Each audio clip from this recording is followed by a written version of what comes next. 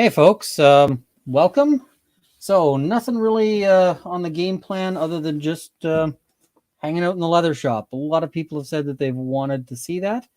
So that's kind of the game plan for today. And because this is the Role of Law channel, I'm to, well, maybe I should adjust my branding aspect to the right thing there. There we go. And maybe the right background.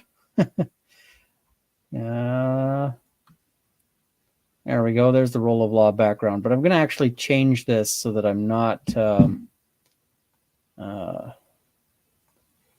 so that I am... Where is that? Layouts. There we go. All right, so I'm full screen. There we go.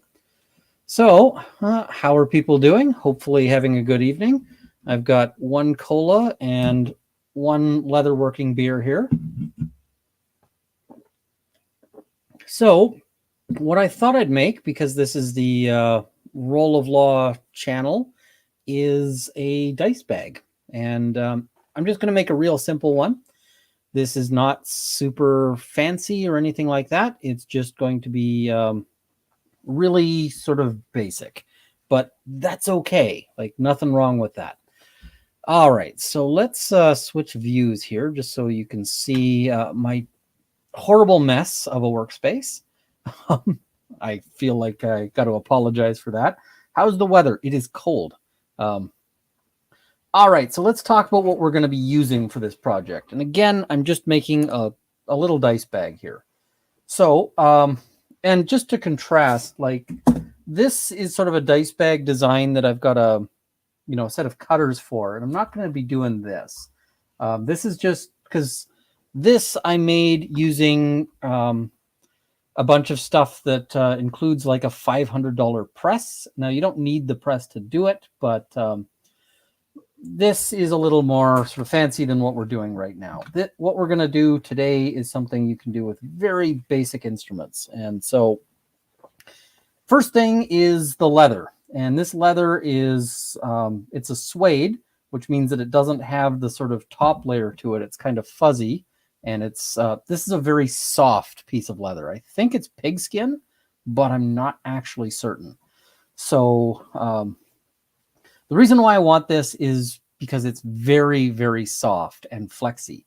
So you can see how it's doing that. Whereas if I get this other piece, this is a much thicker piece. And you see if I try to...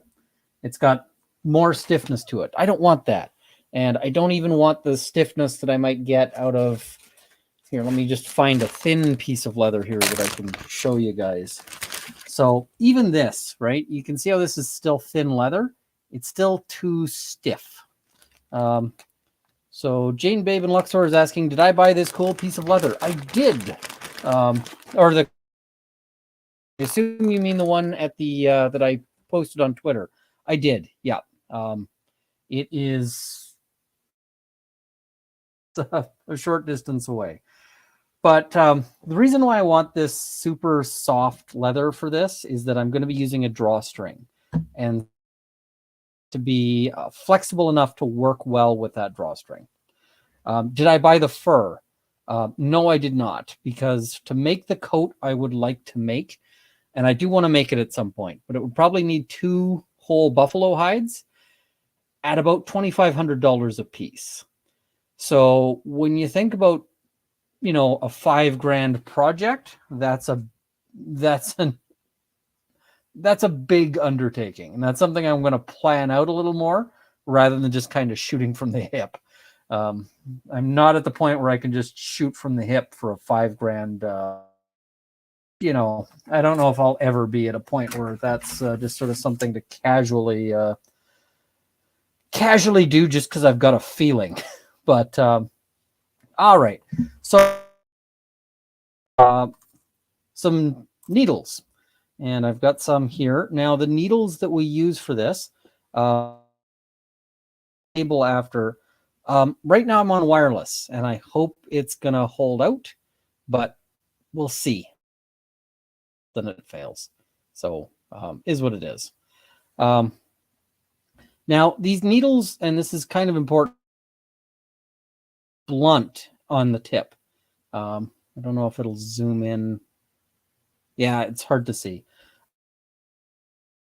And these are used for this kind of sewing because we don't actually want the needle punching a hole. What we want is to create the holes with this tool. This is an awl. It's just a... We're going to use the awl to make the holes. And then beyond that, we're going to, just do that. We're also going to need a sharp knife and utility knife. So that's what's going to go there.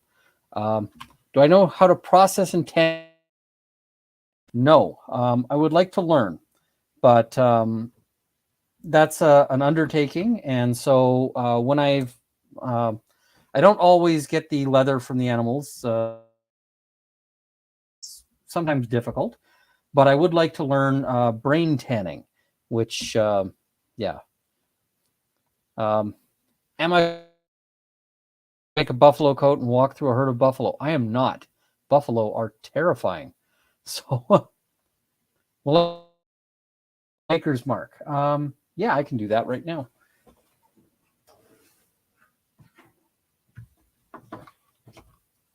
So, this is the little iron and the maker's mark. That's just, I don't need to use it yet because that's a...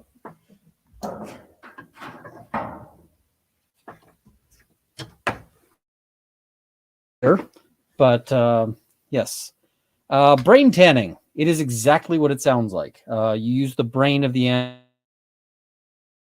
So, yep. If that terrifies you, then it's, I think, a better way to go than like heavy chemical stuff. But different kinds of tanning, you want to use different chemicals for. Brain tanning tends to get you a very soft, supple kind of leather, and that's good for certain things, but not as good for others. All right.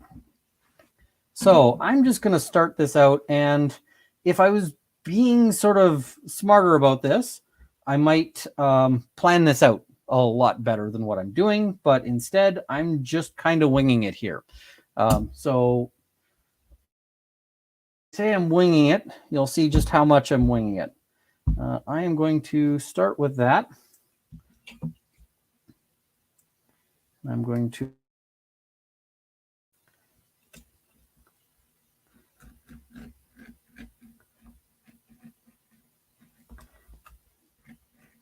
this may not be the best tool for what I'm doing,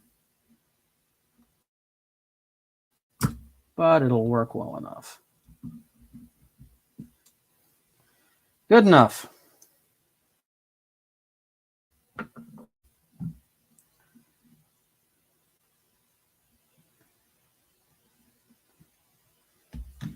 All right.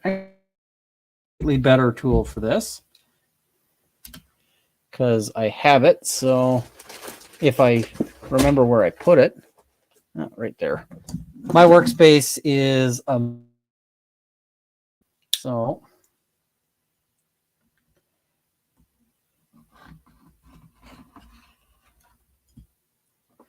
rotary cutting wheel.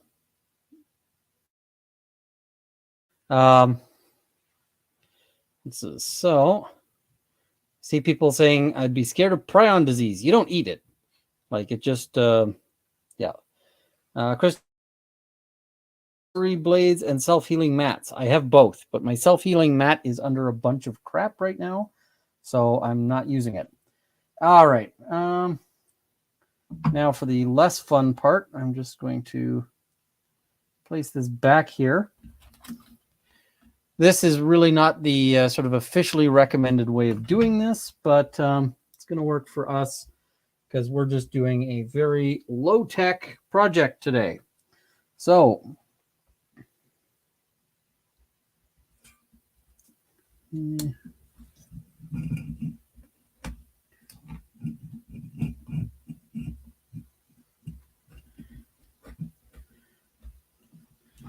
yeah, this curve is going to be a pain in the butt. This material is so soft, it's not cutting very nicely here. We'll have to tidy that up.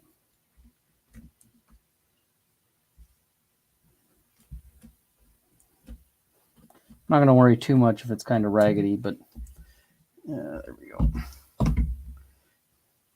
Might actually be a little smaller than I like. So I think I screwed this piece up. I think it's too small. So I'm just going to... yeah, well, it might work. I'm not super thrilled with it. So I think I want to make it a little bit bigger than that. Yeah, unless I put a gusset in here, it's just really not what I'm looking for, I think. So I think I've messed that up, but oh well.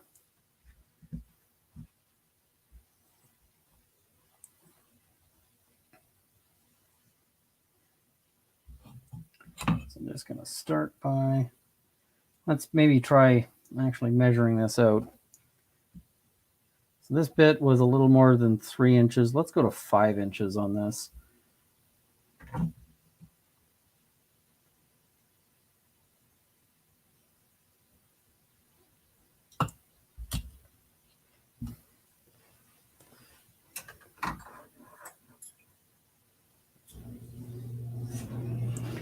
All right.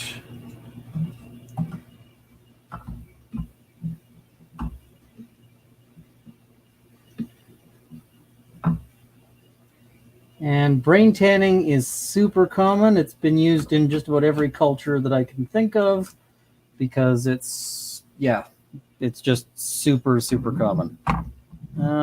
Somebody's saying I could tack the corners down. Yep. How do I mitigate back discomfort? Live with it. Keep going, because I sort of long ago came to the decision that if I wanted to live the kind of life I want to live, I'd pretty much have to do it with a certain amount of pain at any given point. So that's kind of just how I keep going.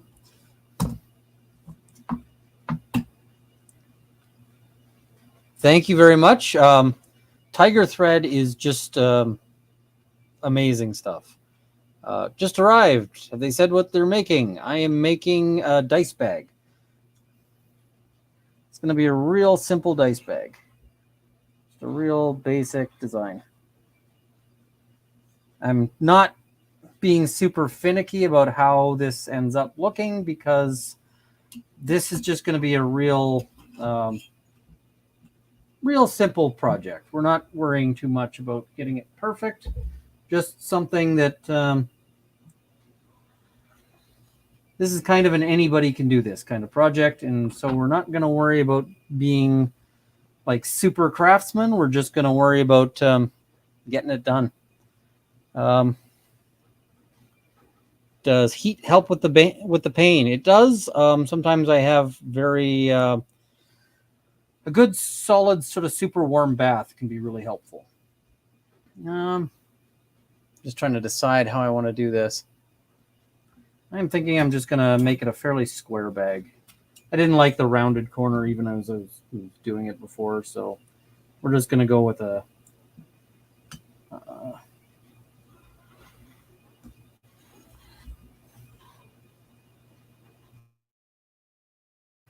everyone catch me just about cutting my finger there.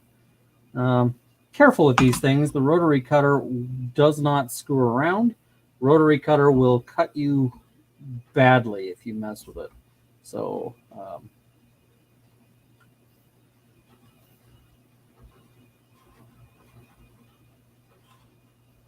yeah, I felt that and I backed off, but I've had moments where where it really sucked. So and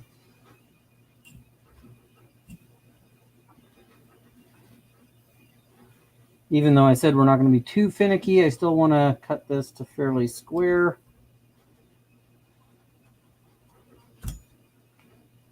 There we go. Now we got more or less a rectangle, right? Awesome. So now we're going to do this the easy, lazy way because as I said, we're just not worrying too much about this is, as I said, a very chill project. We're not, I'm not selling this to anybody. I don't need to, like, this is just for us. So, yeah. All right.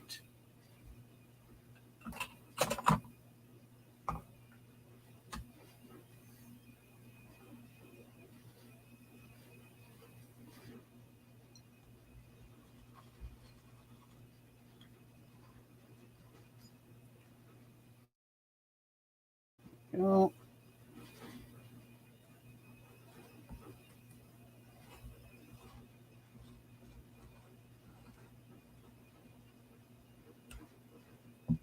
There we go.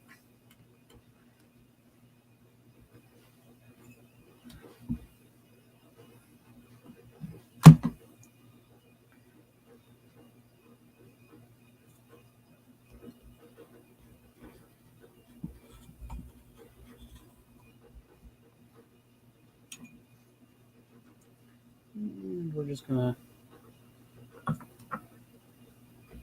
trim this edge a wee bit.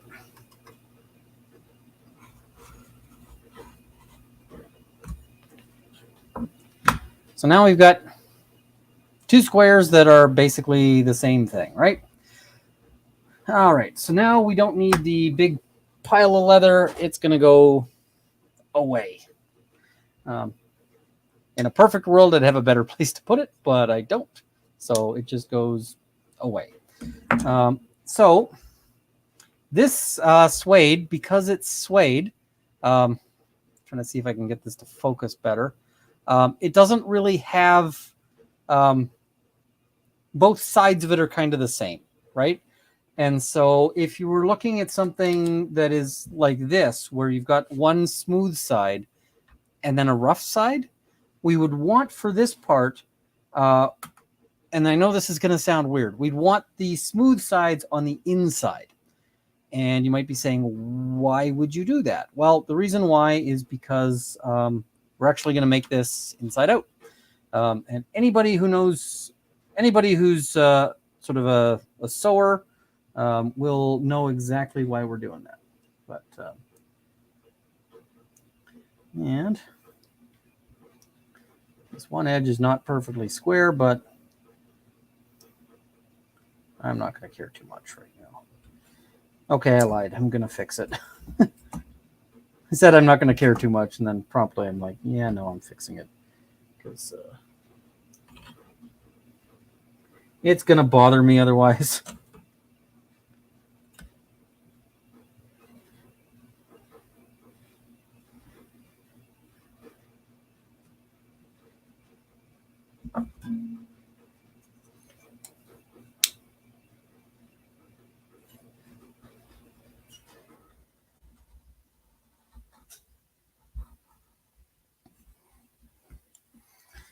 Yeah, I got to get this workspace cleaned up. It is a mess. It happens.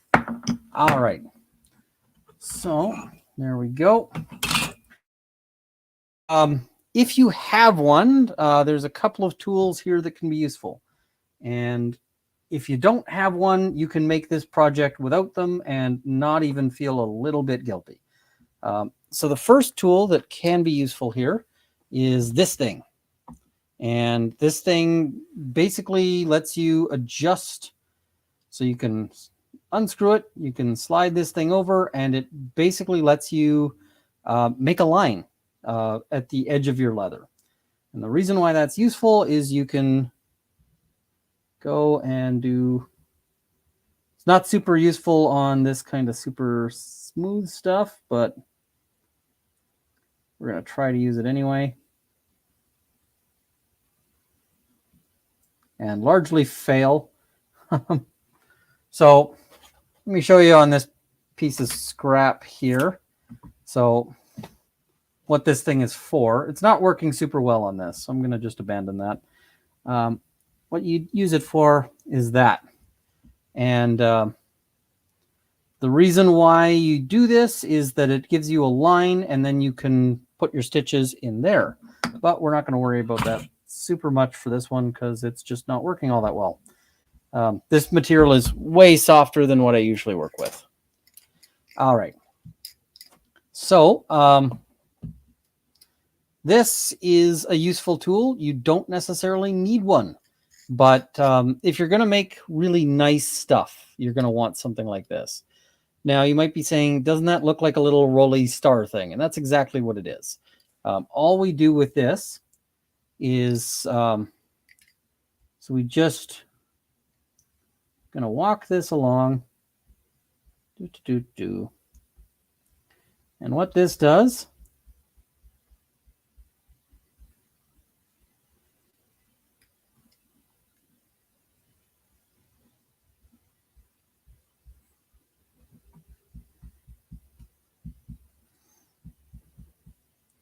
is it makes little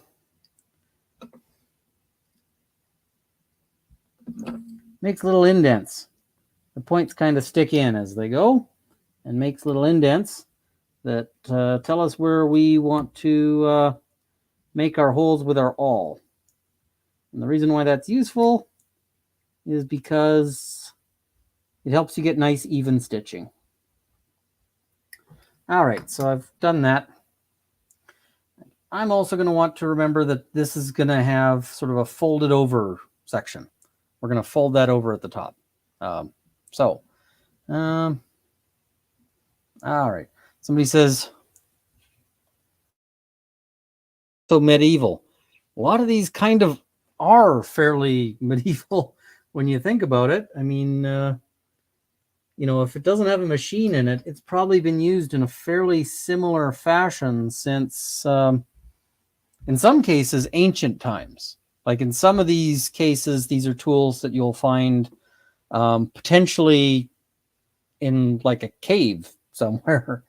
So if you've watched Iron Man, this is literally the kind of thing you can make in a cave with scraps, even if you are not Tony Stark. And I am not Tony Stark. All right. So we're going to start stabbing now. Stabbing is kind of a fun part. So I'm going to start a little below the top. And the reason why is because I want to have a drawstring on this thing. So if I start at the top, then we're not going to work. All right. Now, I don't know, you guys probably can't see it because the quality is a little poor. So I am putting the awl, and the awl's got a bit of a flat shape. It's kind of a wedge shape. And that is turned so that I can make good stitches. Did anyone answer what he's making? I am making a dice bag. So, dice bag. All right, so now I'm just going to go through all of those little marked spots.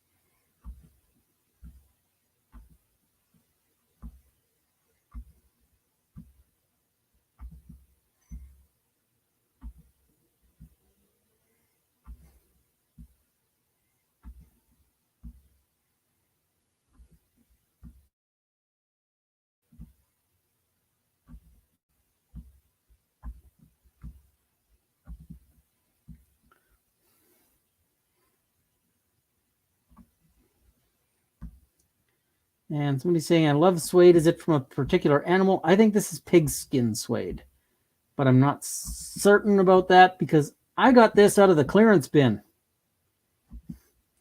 This was clearance bin product, which means it cost me very little,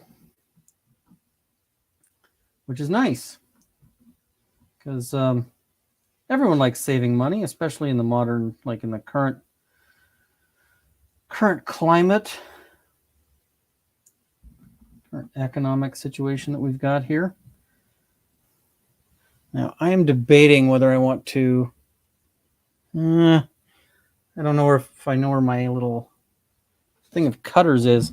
As I said, everything here is a giant mess, so I'm trying to find my stuff.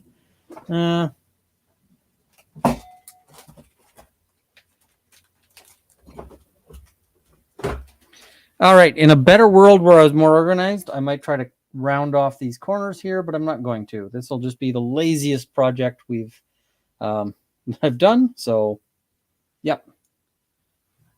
Somebody said, but suede is fancy. Suede is cheaper than the leather I usually use.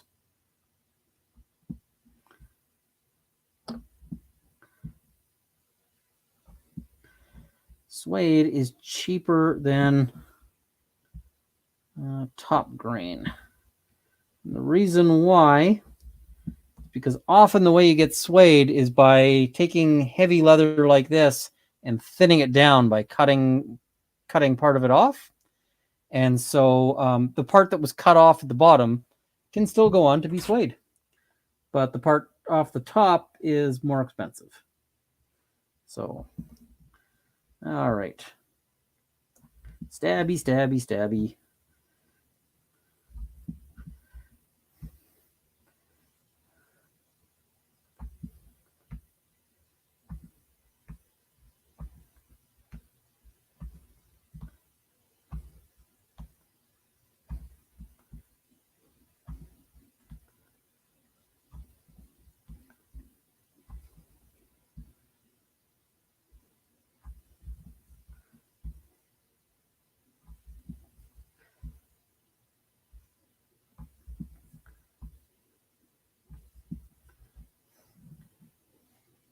Turn.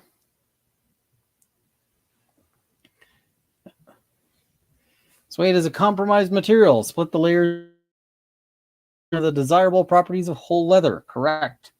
So whole leather is a better product than suede. But props to whatever marketing people manage to say, hey, this is suede. Isn't that nice? It's like, nah. Suede is the secondary aspect.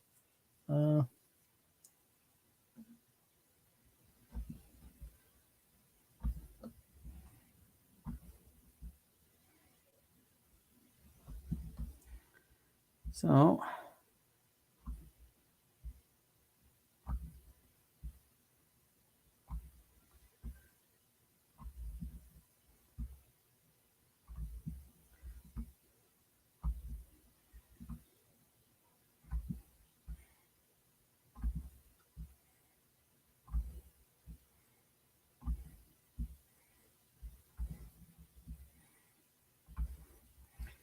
now these spacing wheels have different sort of degrees of sort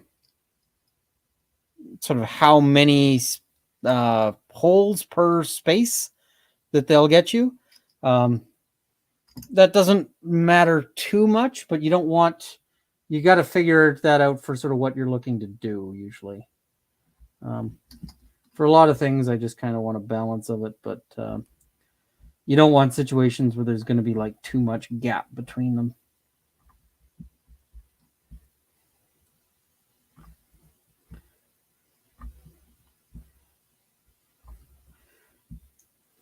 If we've got another leather worker in the chat, they're probably horrified at the corners I'm cutting on this thing, but this is a very basic project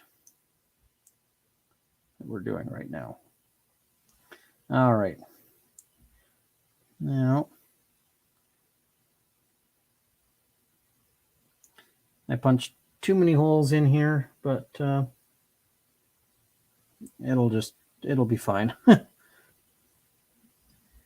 That's just an extra hole. The wonderful thing about leather, and I say wonderful in quotation marks, is you can never put anything back. Once you've done something, it is there. Now, for measuring out how much thread we're going to use, my basic rule of thumb is sort of trace it around where you need, and then we're going to take this and double it over on itself 5 times. So 5 times that length. You might say, why so much? Well, you lose a bunch of it in the process. So All right, so cut that off.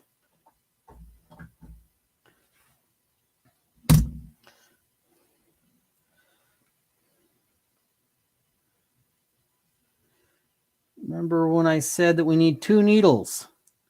Well, there's a reason.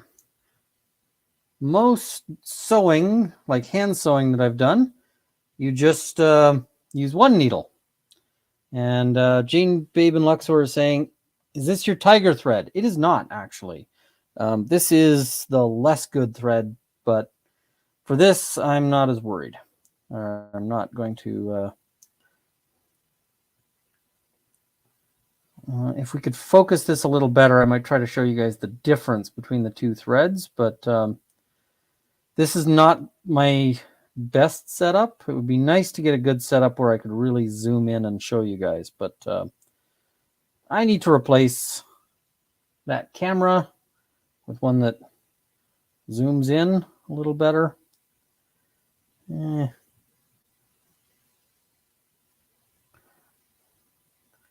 All right, we got this threaded. Yep, there we do.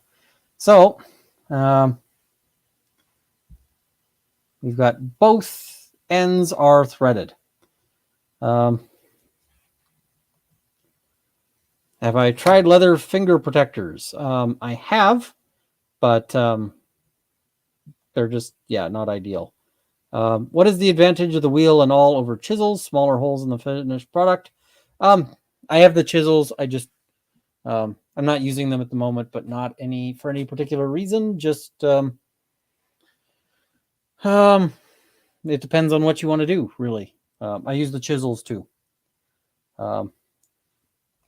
Do I bother to saddle stitch for non-load bearing items? Yeah, I do just about everything saddle stitch. So, all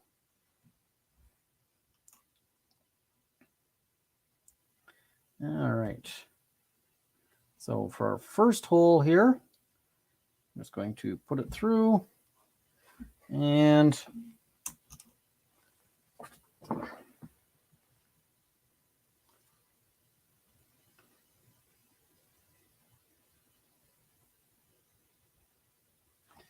get ourselves to approximately even lengths. Can I drop a tiger thread link one day?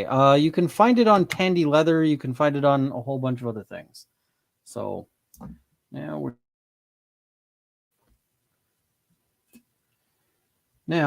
stitching is annoying, but it's important. So off we go. So we do one side. We kind of pull it gently tight here because we're early on. And this is really soft material, so we're not going to be able to pull on it hard without just crumpling the material. But then other side through the same hole.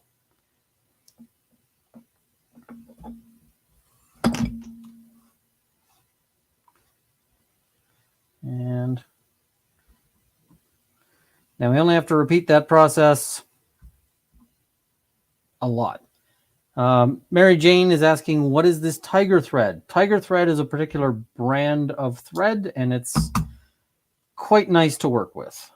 This is just basic Tandy wax thread that I'm using right now. It is less nice, but this is a pretty straightforward, simple, basic project. This is not something I would sell, but this is something that will make a decent utilitarian product by the end of the day. So that's all we're really working on here. It's just utilitarian. Is my shop heated or chilly? It is both. It's heated, but right now it's set to 10 degrees, so I'm a little chilly. I might turn it up in a minute there. So over and over, back we go.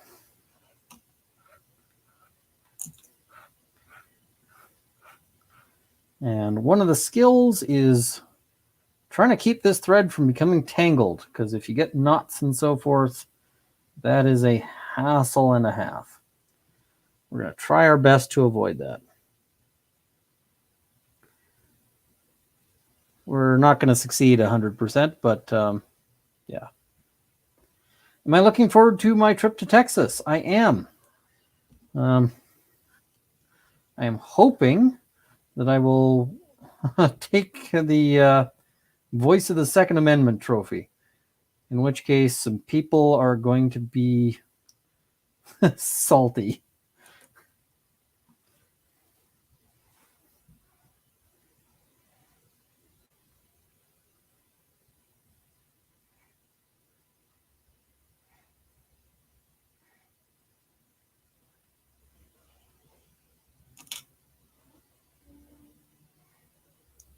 And Logan notes, tiny loop till the second needle is through. You can pass through the first loop and tie a series of overhand knots. Keeps it from unraveling if the thread breaks.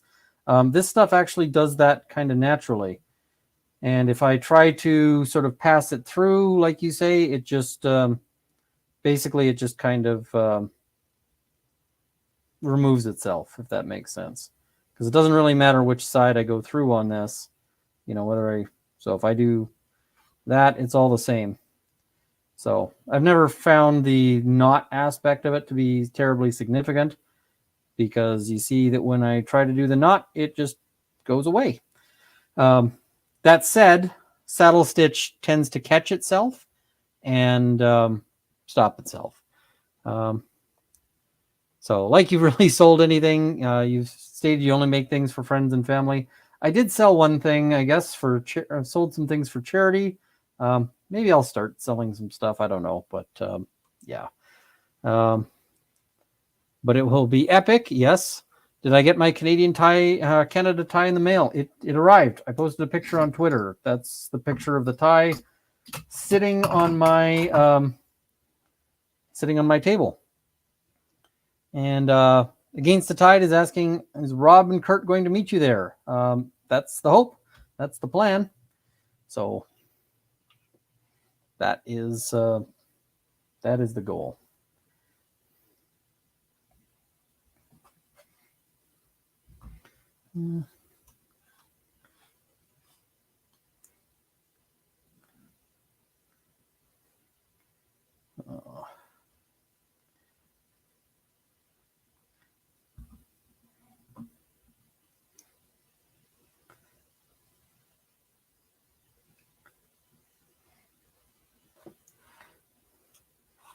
So I try to sort of place my threads off to the side here when I'm each time, just to try to keep them organized as I go, because it's real easy to tie yourself in knots here.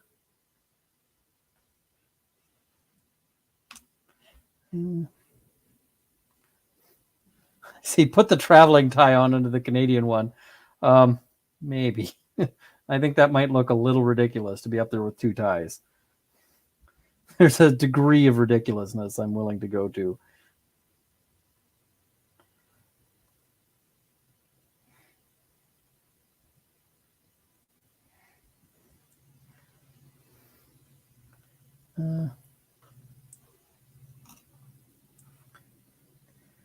Yeah, this is fairly... I mean, it's not that thin. It's fairly... But the leather is super...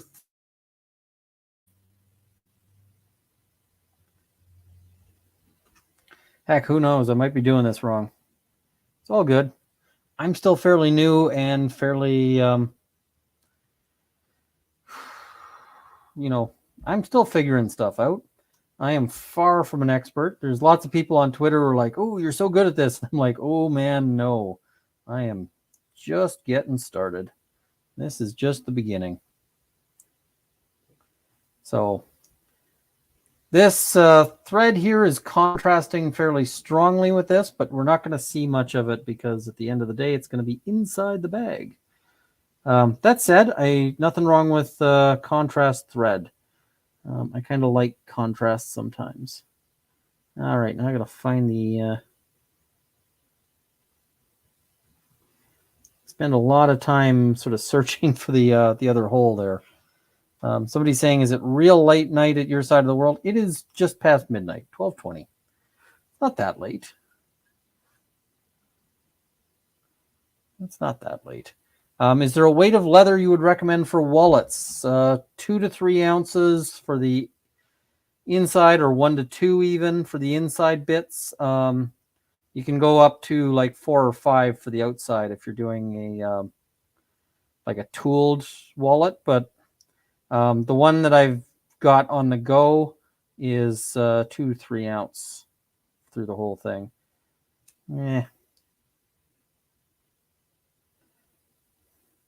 Come on, there we go. Where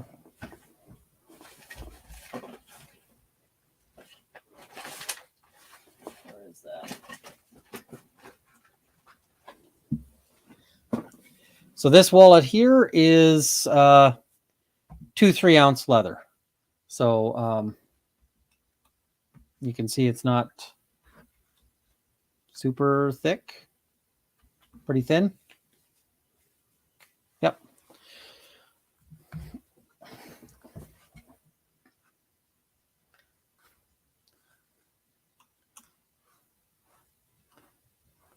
Good morning, Emily Rose. So you just woke up in the UK. Nice. Mary Jane, I assume you brained that. I have not brain tanned anything yet. I don't know how to brain tan yet. It's something I would like to learn, but it's not something I have learned yet.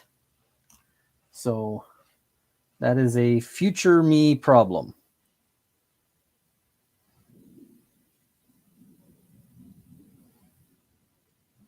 Brain tanning is fairly arduous. You got to take the hide, and of course the hide comes, comes off the animal, right? So it's got meat and fat and gross on it. And so you got to scrape that off. You got to scrape it right down to the skin. And then depending on what you want to do, you either, if you want on, that's sort of your next, you've got that part done. But if you want the fur off, then you have to treat it in ways to get the fur to come out, which often involves soaking and various other things like that. And then after that, you got to mix the brains up. And like, by mix them up, I mean like straight up, like the usual advice is to buy a blender that you only use for tanning. Because if my wife have a Vitamix. I say my wife, it was actually a gift for me, so it's mine, I guess, technically, but it's ours. Have a Vitamix, and that's an expensive blender. So I'm not using the Vitamix for brains. So yeah, that would just not be a great plan. All right. Now, this is something you could do on a sewing machine if you had one. The downside is that machine stitch, if it gets one break in it, will the whole thing will unravel. Whereas saddle stitch tends to, if it gets a break in it, tends to catch and stop. And so it doesn't really do that. That's really nice overall.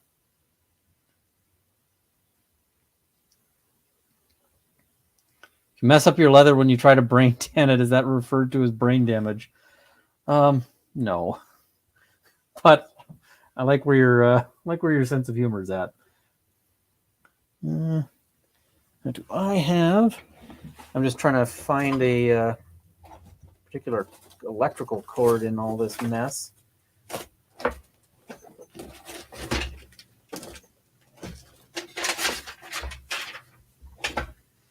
My workspace is a nightmare right now. And I need it to not be, because this is a headache. So I'm going to have to sort all this out later. But it is what it is for right now. Got a whole HDMI cable here that I'm not using, and I don't know why I have it here.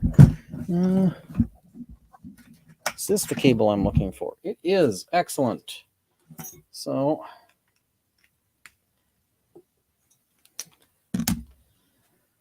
I can't play music on this stream, but what I can do is try to charge up my headphones. No. Or I could if I had a spare cable. What do these all go to? These all probably go to things that I need. Okay, I guess I can't charge that up right now unless I've got... Nope, I'm out of luck. All right.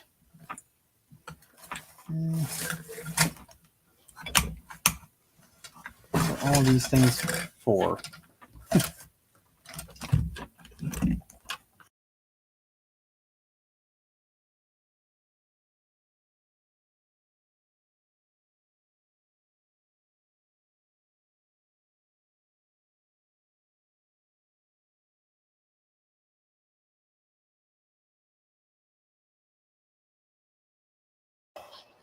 Can you hear me? All right. Hopefully you guys can still hear me. Okay,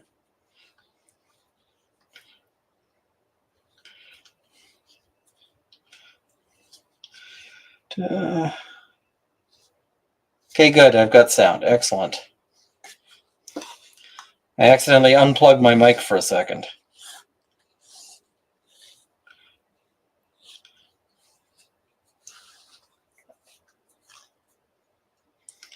My little screen is frozen. Crap. Why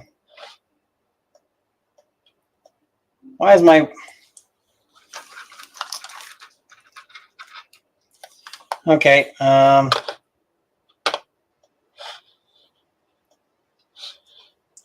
Give me a second.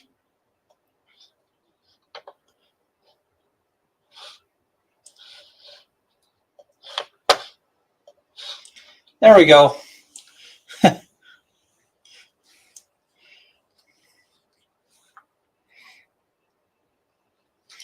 Hopefully you can see me again.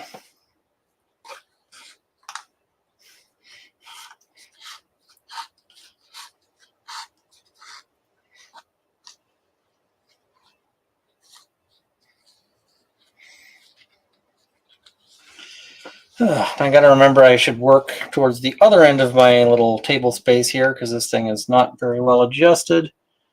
It becomes crotch cam, so we don't need that.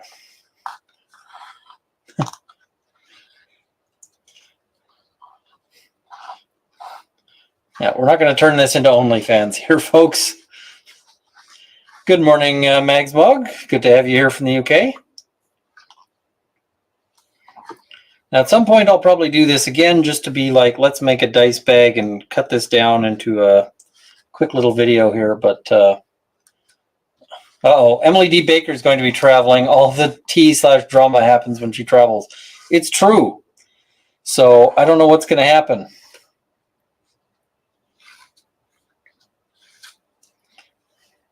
You guys can hear the thread. Fair enough. Leather only fans. Yeah. Not at all what we need.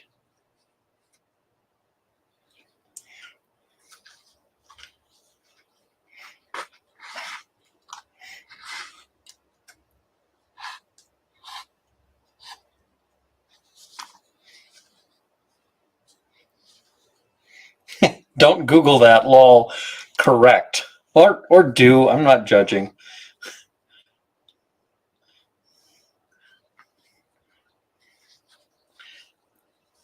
Chris Mullen says, only away a couple of days. Yeah, that doesn't change anything. Will I be on Trials of the Century tonight? I will. I think. Yes, I will. I think it's going to be on Rob's channel, but I will be there.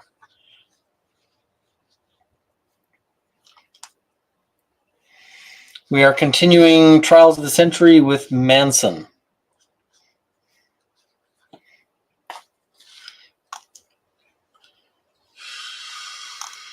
I think I may have gotten this tangled. We'll have to see.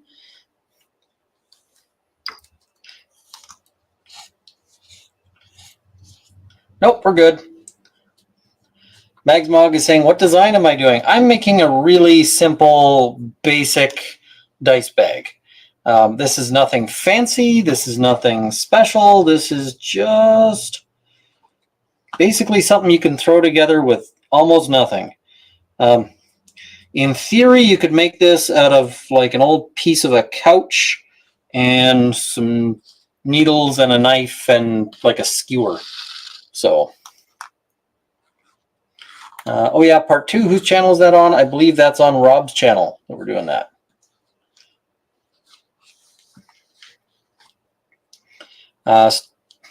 This is not a stupid question. Does the quality of leather come from a... they use certain cows are better for certain leathers, although they use the hides off every cow for something. But the quality is also determined by a bunch of things, like just what happens to the cow in its life. One of the things is that leather cows, you really want to make sure that they don't get scratches or scars or anything like that, because any trauma that a cow experiences, and keep in mind, cows, like, they'll brush up against things and get a scratch. They will just by repeated motions. Like certain parts of the cow, you'll find very typical markings on them because of, like on the neck when they, so like the neck of the cow, when it bends down to eat grass and so forth, that repetitive bending down will actually create marks on the leather. So all of that, you basically want a leather cow to have a really nice, easy life, because if it gets bug bites, even those bug bites can show up on the leather. So you want it to be nice and pristine. See, would I ever make a bag for the pups' treats? If I made a bag of pup edible stuff for the pups' treats, that's just asking for the whole thing to get at. I could, like a little walking bag. I could see like a little bag to maybe like with 2 compartments, one for treats and one for, poop bags, because, that's the downside of walking the dogs, is they do their business where they do their business, and then you got to carry it. So yeah, I could see that. That might be it's actually not a bad idea. A little 2-compartment bag. So maybe with a little opening so that I can just easily put like a roll of dog bags in there, and then they can roll out. Here we got a question. Have I made dog collars for them? Yes. So fun story on this one. I made collars for... So Potter's got like a big, sort of heavy duty collar and whatever else. Zora, I made her a really fancy, nice collar. It was really quite pretty. It was, I did hand tooling on it. I painted it, and it had daisies and whatever else. It took her about 30 seconds to manage to rip it open.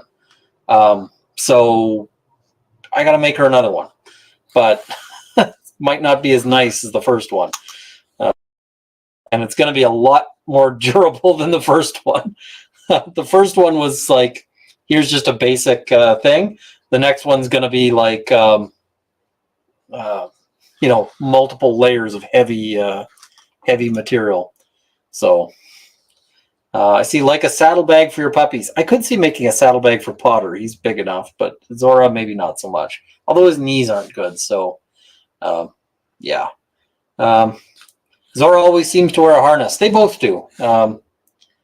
We get them sort of harness trained, and now they prefer to be in the harness because they're always in the harness. So they like the harness. So, yeah. The dogs very much, they got their little dog vests, and they like that.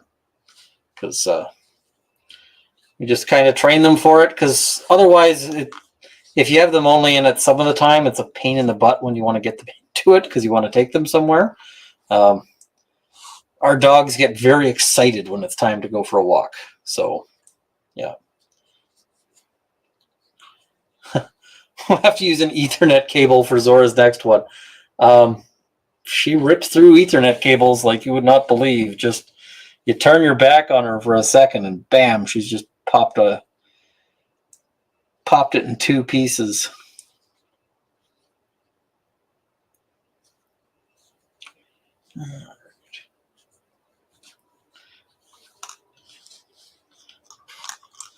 Now the stitching actually goes faster the further along you go, because we're pulling this lengthy thing through it, and the more thread we leave in this stitch line, the less we have to pull each time. So it actually gets quicker as we get to the end.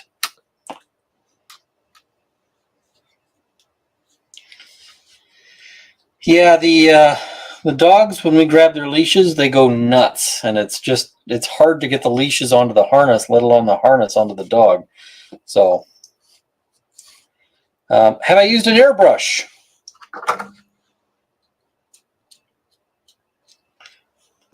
That's my airbrush. Airbrush is great. I love the airbrush. Cannot recommend the airbrush enough. I wish I got it sooner, and I wish I got a better one right off the top than the one I initially got. The one I first got was a Canadian Tire Special, and the Canadian Tire Special one, it was okay, kinda. But yeah, now I just use an Iwata. Delirium asks, is there a way to accurately predict how much? I do typically 5 times through, unless you're doing very heavy stitching. If you're doing very thick work, like if you're making something like, if you saw the axe sheath that I made for Rob, that is heavy, thick leather with a welt. And the welt is basically an extra piece of leather that's just designed to keep the blade from cutting through the stitches. But all of that makes it very thick, and so it's you got to increase it based on that. So, Kristen M96, I'm starting to think you don't really like Canadian Tire. They're okay, just a lot of the products they make aren't very good. They make a lot of stuff that's sort of good enough-ish. So yeah, but an airbrush is sort of a fine thing, so it's more of a precision tool. Apple Silver says, Ian, give it your all, don't be swayed. I guess Truffle Hound is traveling, so. All right.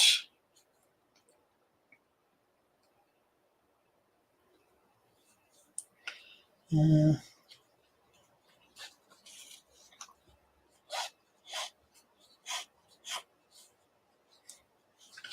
we're just almost to our first curve in this project. If you had to shop at Canadian Tire or Princess Auto, which would you choose? I mean, it depends. Princess Auto is okay. They also make fairly cheap stuff, but yeah. Mags Mug says, I bought a Iwata. It's okay, just needs a push. Yep, Iwata's pretty good. David Spencer says Princess Auto. That's probably the right call. Canadian Tire's not bad, and there's some stuff that you can get at Canadian Tire. It's perfectly fine. Like if you want to get household goods. So for the Americans in the chat who are not familiar with what Canadian Tire is, they have like a tire shop and like a mechanic and all of that, but they also sell things like housewares and, you know, Christmas lights and garden supplies and various other things. So they're kind of like, I don't know, Canadian Walmart, but with like a mechanic shop. It's a weird kind of store. See, Chuck Van der Linden, or maybe you need to thread your network cable through some 15 to 20 millimeter flex. That is the plan. Eventually, I would like to knock down this garage, build a new one, and when we do that, I just want to wire it with network cable underground. like just an underground network cable. Dog can't get to it. So unless she goes really, yeah. I see Walmarts have car sensors attached. Okay. So picture Walmart with less good prices then. But like a big Canadian flag on it, so people shop there.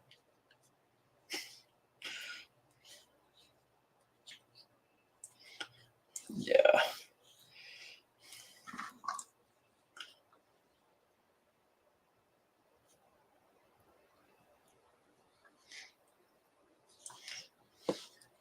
Les Schwab and Kmart had a baby. Canadian Tire. Yeah, that's a fair way of putting it.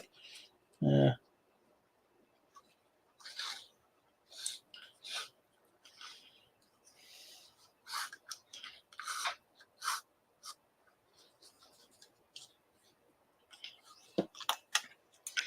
You can see hand stitching is not a fast process. If I was machine stitching, I would be done by now. In fact, I would have been done in about, very little time. Simi Froggy says, good morning from Ireland. The local Faye say hello to locally Elf. Well, thank you. It's much appreciated. I'd love to visit Ireland at some point, but that's a ways away. And I feel like Ireland is a bad place to visit if you sometimes have a habit of putting your foot in your mouth.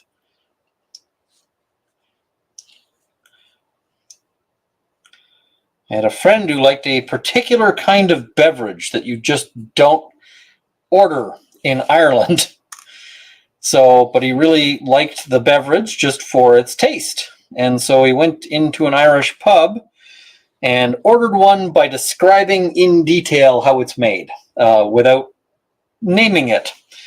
And the bartender apparently, and this was, a story I had relayed from him, said, oh, that's a nice drink. Does it have a name? And he says, I don't think it does, actually, no. And the bartender says, it better fucking not. And he still got his drink, but the bartender was like, yep, you just, nope. They both knew exactly what that drink was, and it was made very clear that he'd better be real careful about that. But the bartender was fine with making it, smart enough not to name it. So, yeah. In fact, there's a couple of drinks that you just shouldn't order there.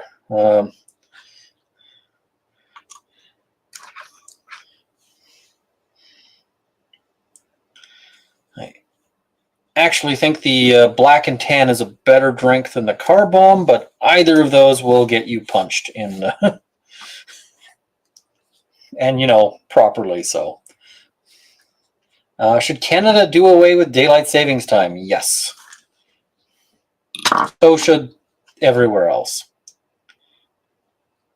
Like, just the world should do away with daylight savings time. It kills people. We don't want to kill people. Unless they're bad people, but you can't really predict that with who daylight savings time is going to kill.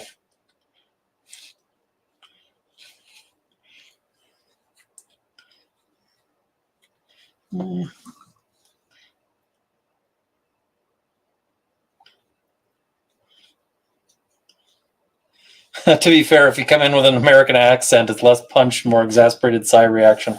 I feel like that's even before you order the drink, though. It's just the American accent is enough to get you the get you that reaction. I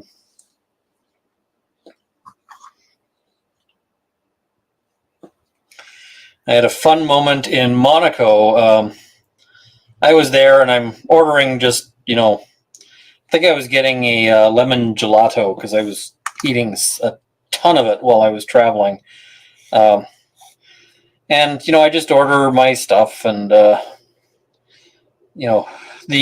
woman who was running the little sort of cafe that I was getting it at goes, how I know that you're Canadian? And like, huh? Like, I've got a little flag. She's like, yeah, that's exactly it. You've got a little flag. Americans wear Canadian flags all the time, but they wear a big Canadian flag because they don't understand that Canadians are a little more humble than they are. So the Americans, when they wear the Canadian flag traveling, it's always a great big flag. I was like, huh, yep. So I thought that was funny. Americans, don't wear somebody else's flag when you're traveling. Just like, that's greasy.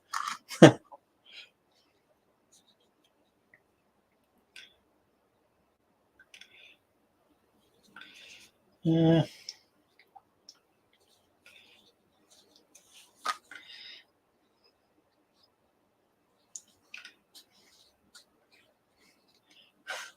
a huge flag to the Gundies.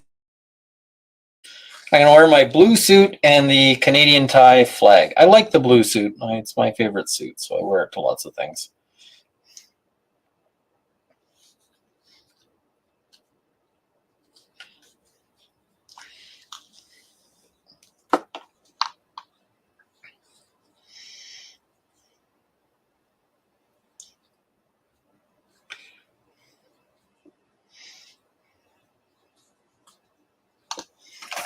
And, all right, that's what that connects to.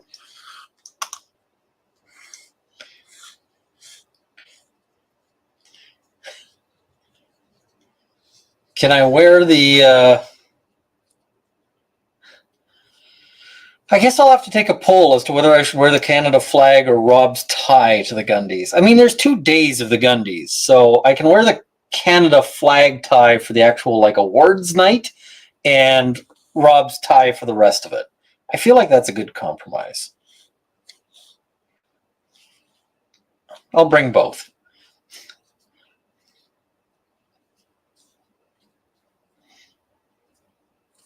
I'm not wearing both at once. That's just silly.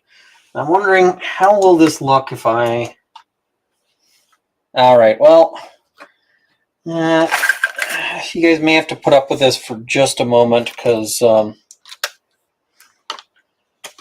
my headphones have powered down. They ran out of batteries while I wasn't in here. That was probably my own dang fault, but I want to charge them up. Where did I put that cord? I managed to find the cable and then I lost it.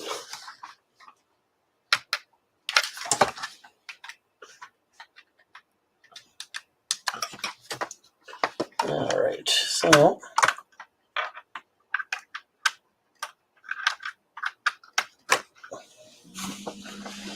there we go. Now I'm Shadow Elf, yes. You can still see this, so that's all good.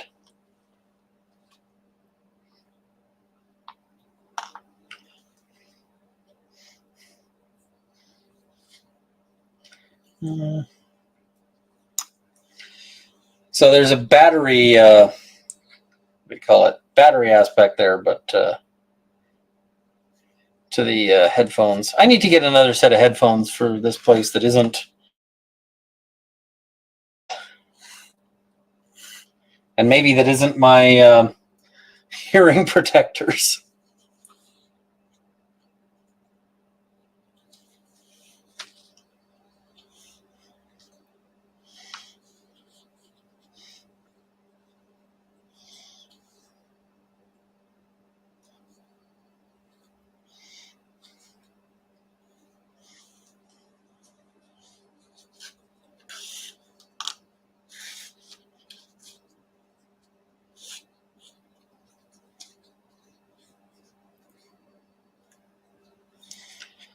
Are the Gundies going to be streamed? No, they're going to be recorded, and then they're going to play them a day later. So from what I'm told, the Wi-Fi out there is pretty miserable. So they probably won't be able to stream it from the site. Is Mrs. Runkle staying with the pups while I go to the Gundies? Yes. I offered that she could come to the Gundies. What the hell was that?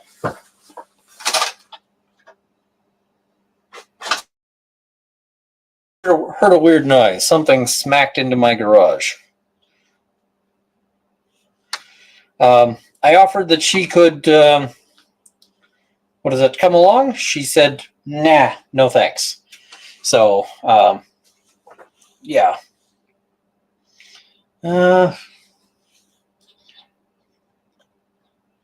'Tis an evening for Branca Menta and Chocolato here. How's your inferior beer? I haven't opened it yet. I've got a principle for leatherworking beers.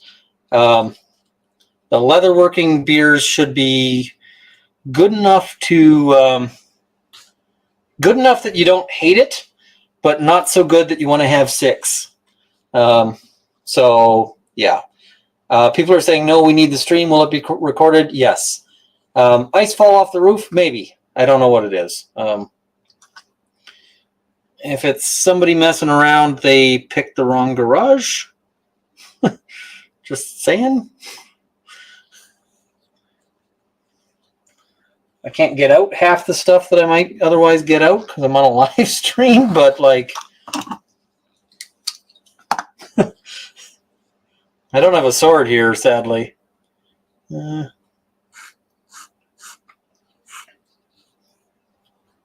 I guess I'm not super armed. Maybe I could use this thing. Cheap Babe Luxor says, must be the illustrious Lucky Beer. You called it in one. That's funny. Can anyone tell me what they think that thing is for?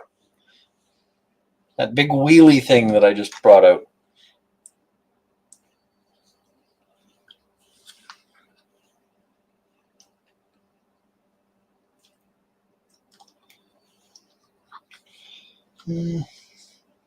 See people's guesses. It's not a pizza cutter.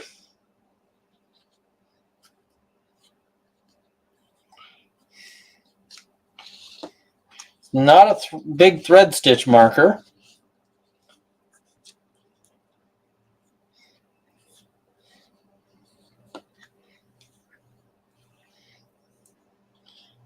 Anything's a hammer once. Yeah. Yeah, one of the rules of Keith Duthie says, weirdest sex toy in your collection? No, because it's not. There's just not a good way to answer that one. It's just not a. What that's for is for leather gilding, and I don't yet have to make use of it. What I would do ideally is heat it up on a little special stove that I don't have, because that stove is stupid expensive, believe it or not. And then I would use it to basically you'd put down a special kind of glue and gold foil, and you roll that over and it makes a pattern. So it would be used for like bookmaking, and I would like to try doing bookbinding at some point, but I'm not there yet. So there's a couple of things I need to buy for that. One is brass type, and brass type is expensive, like insanely expensive. And also like the little stoves for it. I have a brass type holder, but I don't have the brass type. So Bath 704 says, I need to stop watching this. I'm going to want to get into leatherworking because it's so cool. I got into leatherworking because I got stuck next to the Tandy Leather booth at a gun show. So, yeah.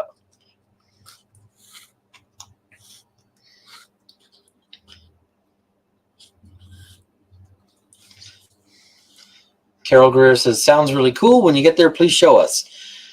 Yeah, I'm hoping at some point I can get to the point where I can, what I'd like to do is get, you know, some books that are able to be rebound, but are kind of cheap books, and rebind them and just practice that way.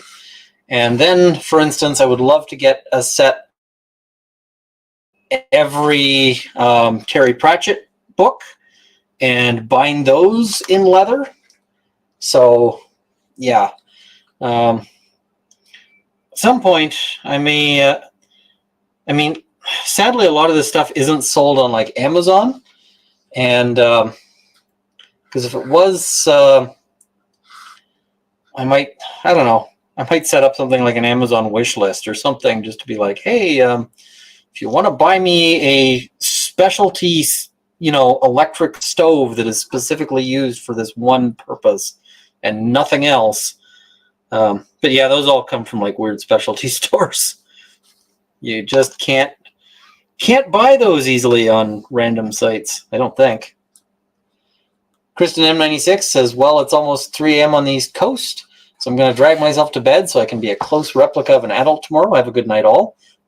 That is sensible behavior, which, I never engage in, but good for you. I will probably, because I'm me, crud, I only sewed through half of that.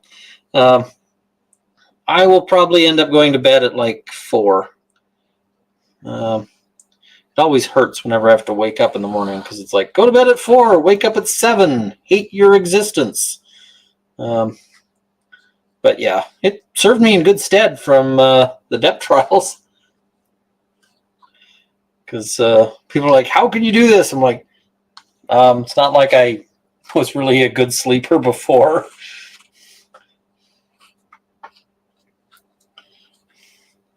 Hey, Ian, look up Throne wish list. Okay, I will have to do that. Because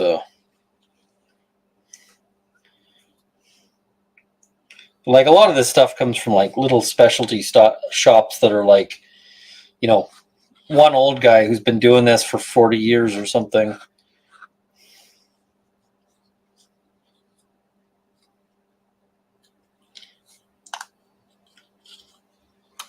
Kristen M96 says, I normally go to bed between 3 and 4, but I have a meeting tomorrow. Lol.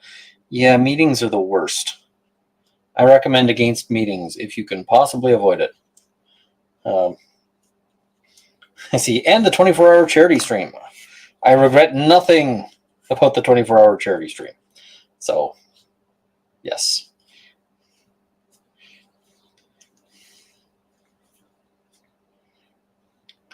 If my Extra Life fundraising does as well this year, I may they may put up a plaque for me, which will be weird. I don't really know how to how to feel about that.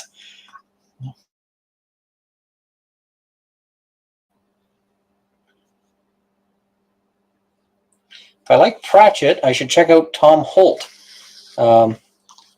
His early books are quite Pratchett. He changed his style a bit after he read Terry's work and realized he was similar but inferior. Oh man, that would suck.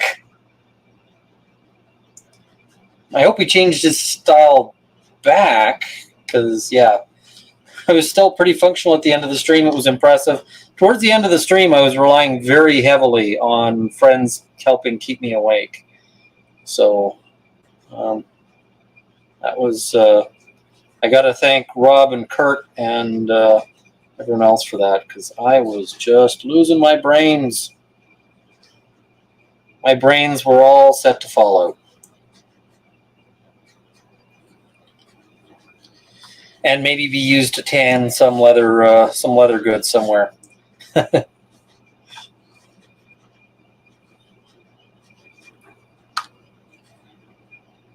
Alrighty. I would say we're at the halfway point, but as I mentioned before, it speeds up.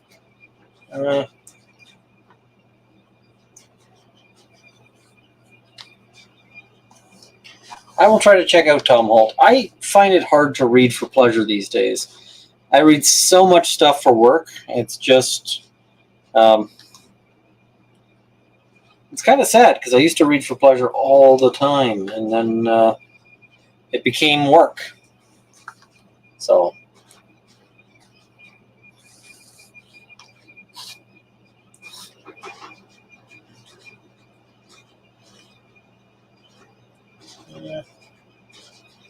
How long did I sleep afterwards? After the 24-hour live stream? I basically made sure I had a day off after that so that I could just crash. You do realize that charity does not have to be 24 hours straight. You can do 2 12-hour. Yeah, but I'm going to do a 24-hour straight again.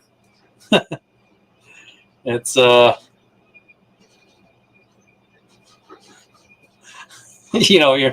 I'm not going to pretend like I'm going to learn anything on that one.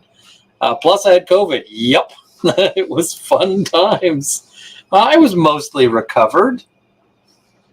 So, you know, it wasn't bad COVID, but it was, you know, for the kids. So that's what we're doing. Yeah, people do the 24 hours because it's effective. Yep. And I think there's people who donate partially because they're like, it looks like you're suffering. Have a donation. Because some YouTubers do like, I will drink for super chats. I am not that. That's not my style. But I will stay up for 24 hours for sick kids. Just different style there. What about audiobooks instead of reading? Yeah, maybe. I could see doing that. I used to have a lot of driving for work just because I had a lot of files out in Fort McMurray. And so I'd drive out to Fort Mac for those. And that's, you know, a 5-hour drive. So I'd throw on an audiobook. That worked out quite well. Kind of miss those drives. Not in the winter, though. The winter was freaking crazy. Carol Greer says, just check prices for fun on leatherwork supplies. Yeah, if I ever find stuff at an auction, maybe I'll try it. Those prices are scary. I spent $500 today on leatherwork supplies, and 2 hides and not a whole lot of other stuff.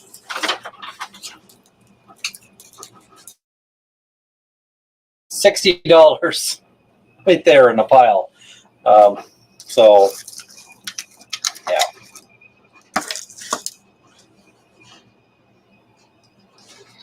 What is the worst trouble I got into as a kid? That is a bad question for me to answer. I'm going to just say nope. Nope to that. Actually, broke my brother's nose. That was... I got into less trouble than you'd think I would for that.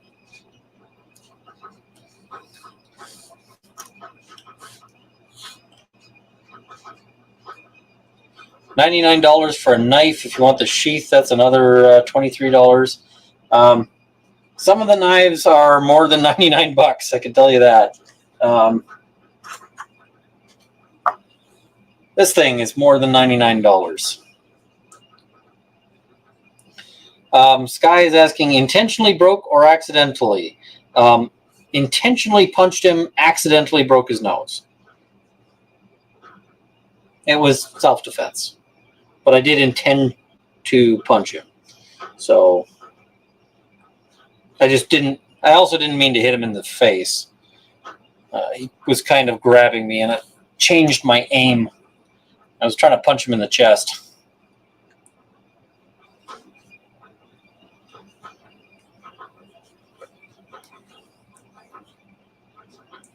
See, brothers are usually asking for it. I was sitting in a rolling chair, and he grabbed my leg, so I took a swing at his chest, but then he pulled up on it. I got aimed upwards. So, $99, is that the wishbone of a leprechaun? In the sphere of knives, $99 is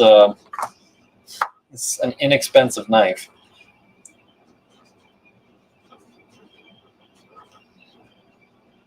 That reminds me, I was asked to measure my knife. Where did I put that ruler? All right.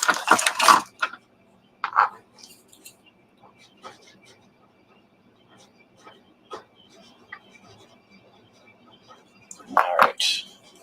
That answers an important question there. He did it to himself from the sounds of it, largely. He told the story at his wedding.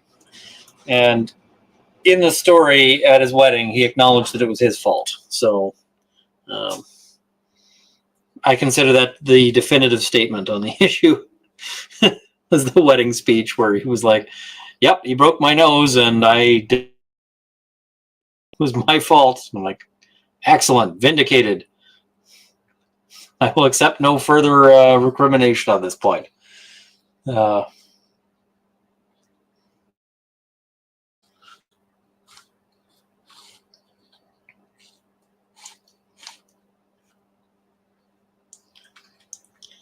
I see people talking about Good Omens. Good Omens wasn't bad.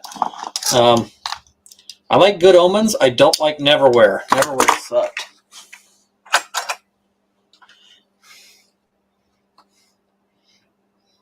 Yeah, I know there's going to be people who want to fight me, but like, it just did. Sorry. Should point your brother rub it in, or just to rub it in, or maybe Karma Police. I don't know. Neverwhere was okay, not great, but okay. I hated the main character in Neverwhere. It was like, I just kept wanting. And at the end of it, when he's like, oh, I hate this world so much, I want to leave. I was like, he should just not have been given the of like, oh, why don't you come back? And I'm just like, no, he screwed up. That should have been the moral of this story: is you experienced a magical world and you rejected it, and there. So that said, I have cribbed some things off of Neverwhere before, so can't say it's entirely without merit, but I didn't enjoy reading it. It needed a less.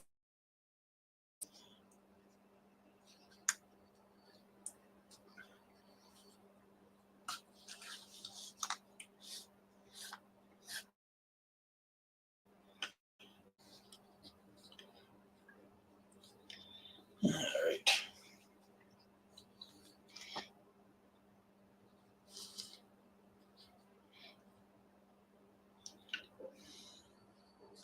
Trying to find the little holes I punched in this thing.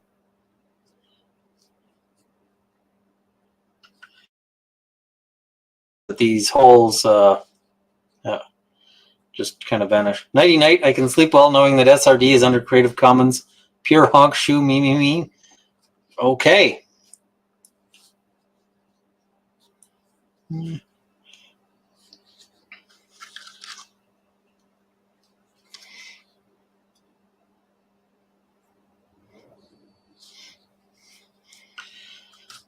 Yeah, that was a very, very requested video as to like what's going on with the beholders. Is anyone experiencing buffering every few seconds? That's because Zora keeps eating my Ethernet cables. So I am on Wi-Fi to my garage. And so it was holding up pretty well earlier, but well, it doesn't seem to be doing all that great now. So that just tells me I really need to find a new Ethernet cable solution that does not that Zora cannot eat, because she is not a good dog. At least in that regard. She is very cute.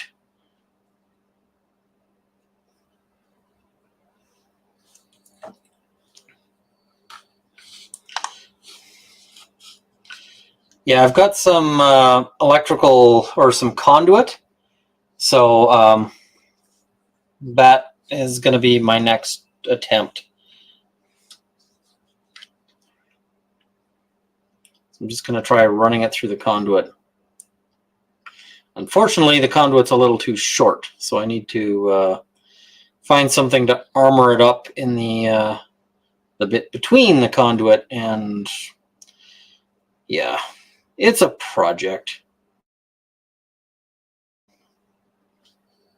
Put some bitter apple on those cables. First, rain would wash it off, and second, Zora eats anything. So a slightly better antenna for between building Wi-Fi often solves that. Yeah, maybe. This building is actually pretty good at blocking out Wi-Fi, believe it or not. Yeah, buffering quite a bit, but still listening in. Sorry about the buffering, folks. Your hot sauce on the cable would probably work. Zora likes spicy food. She likes... I was eating something that was spicy to the point where my wife would not touch it, right? And just would not... my wife would not like it if I gave her something that spicy. And Zora came by and she was being a real beggy, kind of whiny. And I'm just like, you should not be begging like this. But she's begging and whining and whatever else. And I'm like, all right, you got to learn by getting exactly what you want. And so I gave her some of the food, and she was like, what the heck? Eyes like wide, and then like she had this sort of stunned expression for a moment, and like, what? And then she was like, more, please, more. I want more of that. I'm going, are you kidding me? Like, you are definitely my dog. Because, yeah, there's, she was super, super desirous of having more of that. To the point where I had to actually, like, close a door on her because she just wouldn't stop asking for it. So I'm just like, so. Has Potter been successful protecting his toys? Yes. He's got, he's pretty good at keeping Zora from destroying them right now. And keeps an eye on them. It's super cute to watch Potter guarding the things. Oh, hey, one way to protect the Ethernet cable, tell Potter it's his toy. Yeah, that might have other... I feel like there might be other unintended negative consequences from that I just can't anticipate right now. No, that's what I should have done. Okay. I see Potter is better at protecting his toys from Zora than Ian is with his cables. Listen, just because you're right doesn't mean you can say things like that.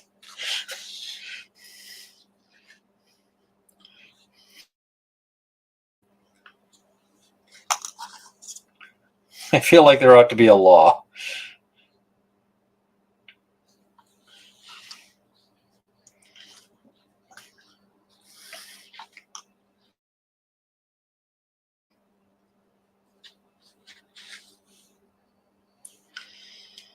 Yeah, getting some buffering.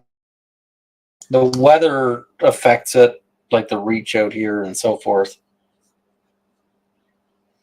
Zora can't eat.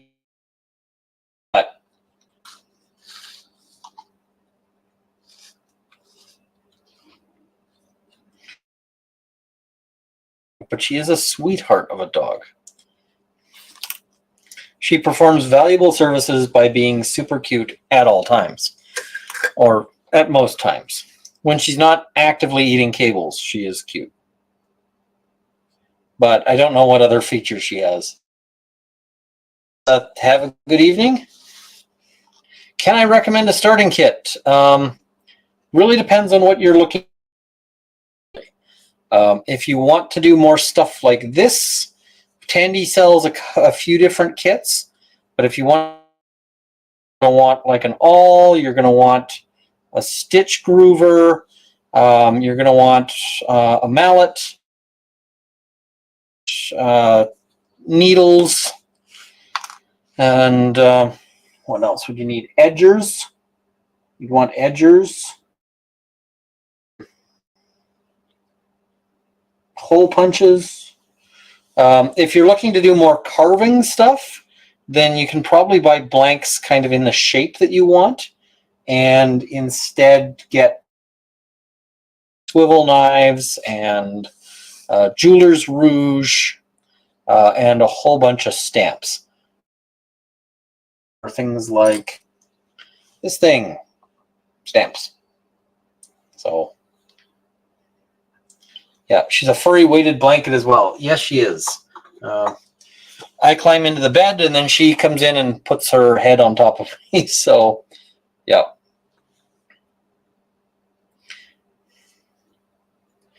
Rule of thumb, don't cheap out. We'll be disappointed. Accurate. However, don't go super expensive either, because leatherwork stuff, the expensive stuff is super freaking expensive. So it's perfectly reasonable to start. I'll say what I'll recommend is using the Mythbusters rule, which is I forget which of the people it was that I heard say it, which is basically buy your first tool cheap, and then when you wear that tool out, buy a good one. But until you wear that one out, just keep using the cheap one. Now, there might be a point where you outgrow a tool, but you'll know when that happens. Yeah. Koru says, I've looked at a few. I think I'll be sewing mostly. Sort of the sewing and cutting and so forth stuff is fairly straightforward. And some of the stuff, I mean, you're just going to use something like this. Standard utility knife is the knife I use a lot for cutting things. Tons. And get lots of blades, because you will go through blades fast. Leather. Tigerette, good morning.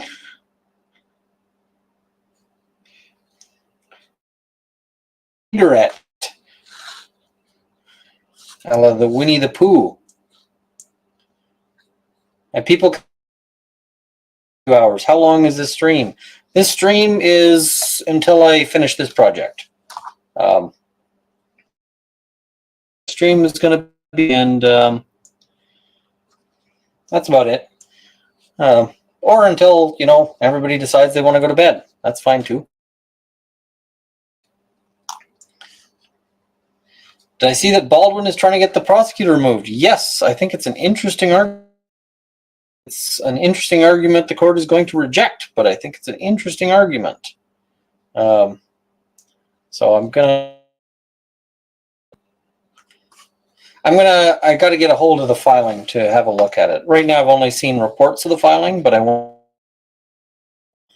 because that's super interesting. Linda Hall says, that looks very soft. Is it leather? It is suede, which is leather, but it's leather with the top grain removed. And this is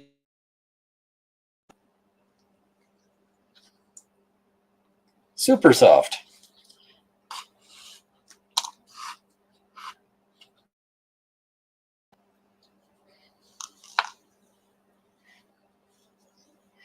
Got to give Baldwin some credit there. At least he's making the...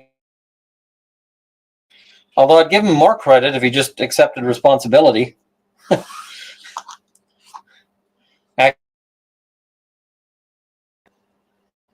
Or even just kept his mouth shut from police interviews. Because, yeah, it astounds me that somebody with Baldwin's money did a police interview with no lawyer. Anything from sheepskin before? Yes. Anything with hair on it is a bit of a pain in the butt. See, you wouldn't be accurate.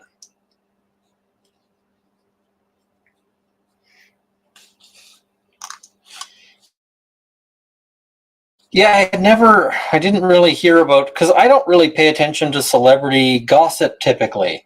So I didn't know about the instance of Baldwin getting or playing words with friends.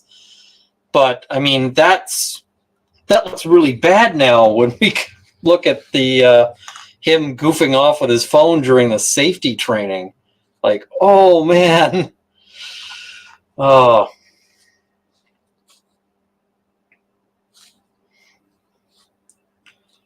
His ego is ridiculous, but entertaining since we don't have to personally deal with him.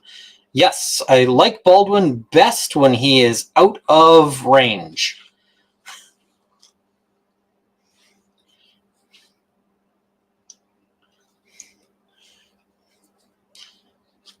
stay out of Baldwin's range.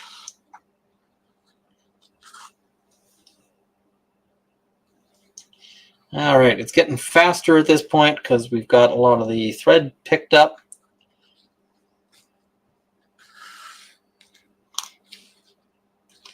Made my own dice bag similarly, hand-stitched, but fabric instead of leather. Yep.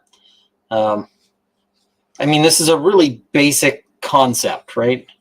And you can do all sorts of things with leather, but this is just kind of a basic one that I figured would be good for Roll of Law, because, you know, Roll of Law. I stand behind Baldwin on this because it's too dangerous to stand in front of him. It's at this point it's an old joke, but it's still a relevant one.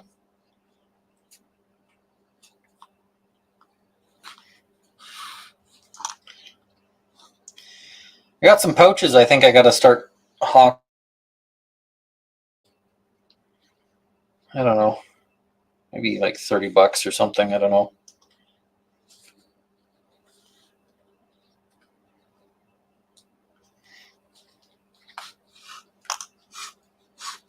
If you guys have seen my pouches, I guess let me know what you think somebody would pay for those.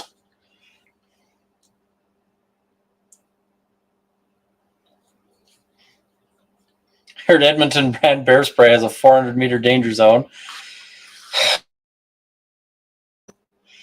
Come on, man. Have there been any actors who work with guns who've agreed with Baldwin's idea of safety? One of them went on Instagram to post a lengthy rant about, like, actors shouldn't be required to be responsible, and yeah, I thought that was stupid.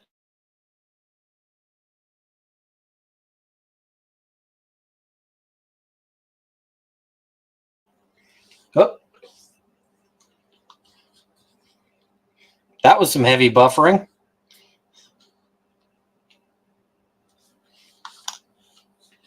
I'm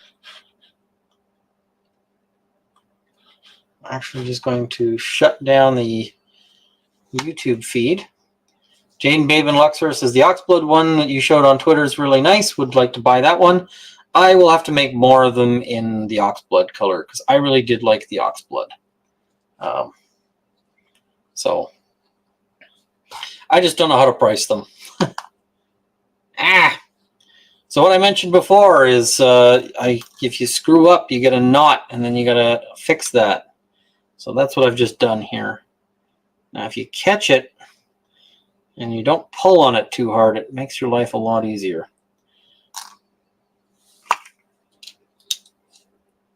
Is there anyone on set with a gun license? No, it's the States. They don't have gun licenses.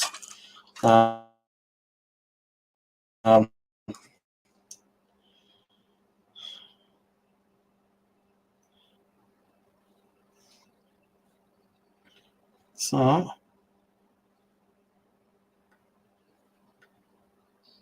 here. Can I unknot this knot? Unknotted.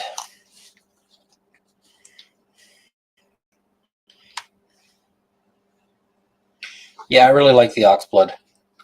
Delirium says, I would say $35 for the dice pouches you've been making. Yeah, fair enough. They take a long time because they're all hand-stitched, but I also just enjoyed doing it. So start with how much all the materials cost, then add on how many hours you worked on it, what that's worth, and then add on overhead, and add something like that. I make them because I like them, because the stitching on them takes like, I don't know, maybe an hour and a half. And if I typically, like if I'm charging, yeah, it's hundreds of dollars per hour when I bill by the hour. Cents, but I just enjoy doing them. So that's kind of that. Do I use a thread conditioner or wax? Waxed. it's wax thread. If it wasn't, then I would wax it, because Against the Tide says, I just wish I could afford to buy the blue one. I'm not sure which one you mean by the blue one. To go, you said blue and silver. I'm not sure which you're talking about there. My father, he swore he'd cleared and was unloaded, but turned out to have one in the chamber. Shot himself in the finger.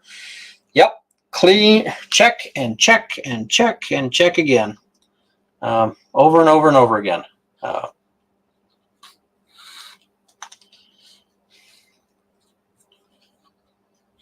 Lots of people injure themselves cleaning guns that they thought were unloaded. So, see that more than that for the Oxblood, 75 minimum, have to recoup time and materials. I may have to just see what they'll go for. I don't know.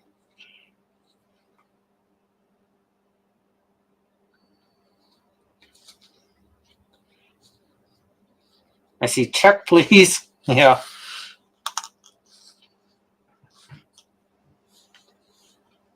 No, somebody in the alleyway is going through trash cans. Keith Duthie says, price them high. It's easier to drop the price than to raise it. Yep.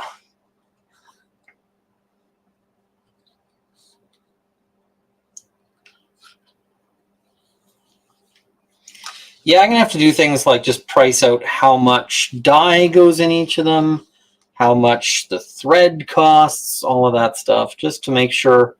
Because the last thing you want is to actually lose money on something.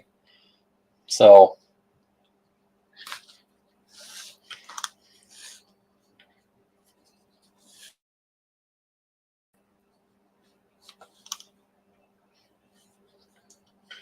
yeah.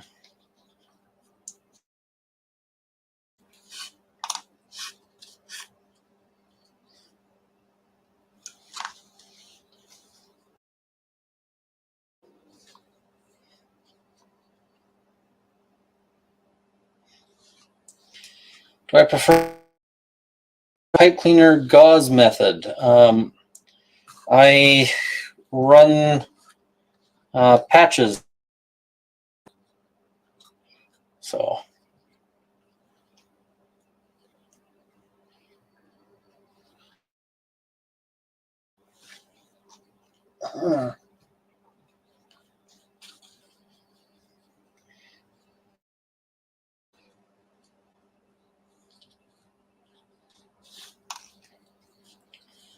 there is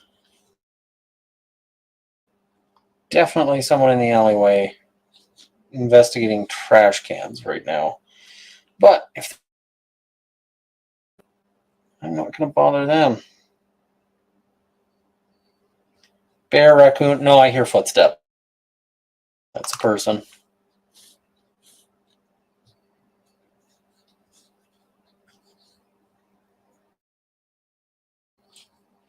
Good night / morning all. See everyone tomorrow / today in chat for Trials of the Century. Yep, absolutely.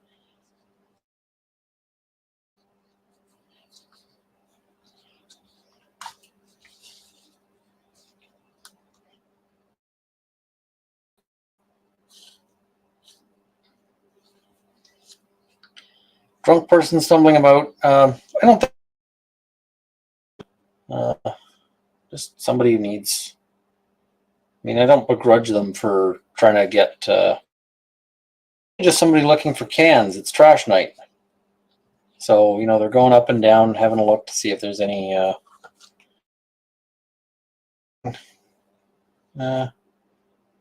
recycle. Thought you'd be in a.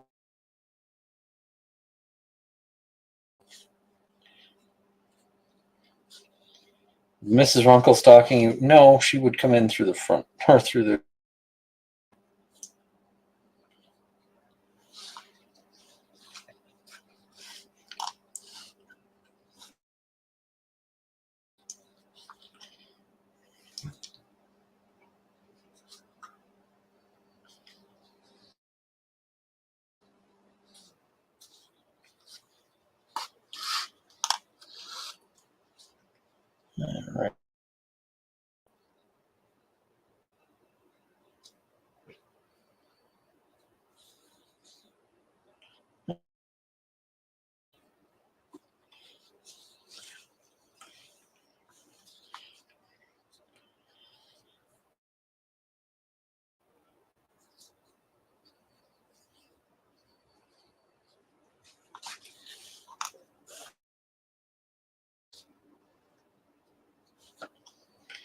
Now we backstitch a few.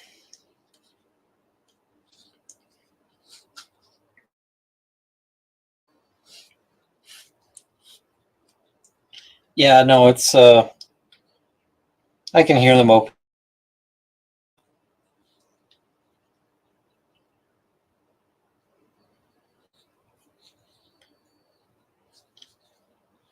So looking for things with a deposit on them. And again,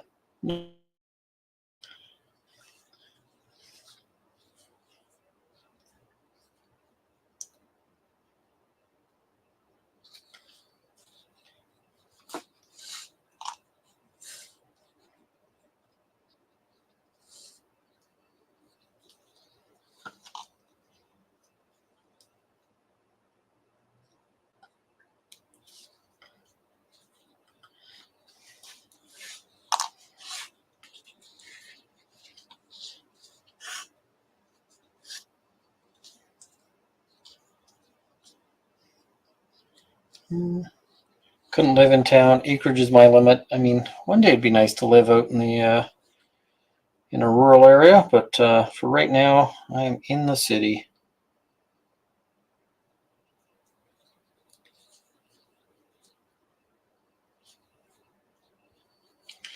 Make sure your car is locked. It is. And I'd hear if they open my car door.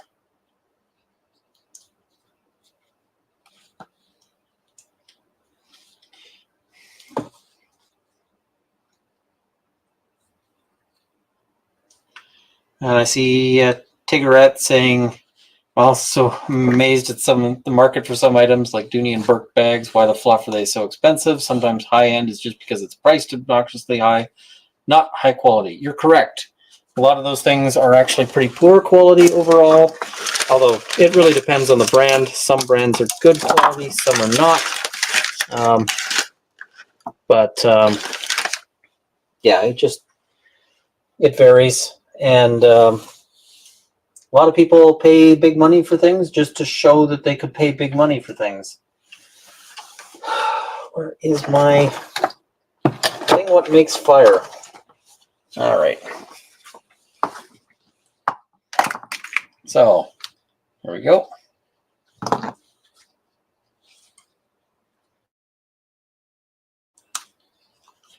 Got that all stitched.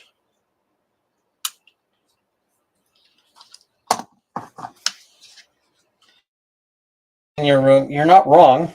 Have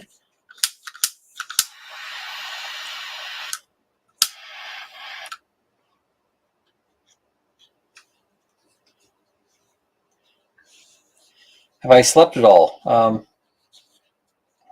No.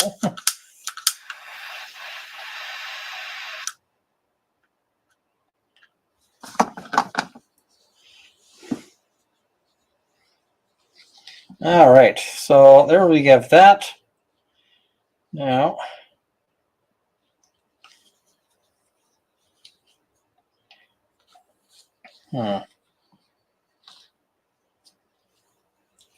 just trying to map this out. If I do it like that, and I pull it inside out, will it still? Yes, it will. Okay. So now I'm going to fold this down. I'm going to fold this down. I'm going to move this electrical cord so that I don't have a zappy incident. That would be bad. Did I settle on an airbrush booth? No. I have not at this point. All right, so now that I've got this like that, so this lippy bit I've folded over, and I'm just going to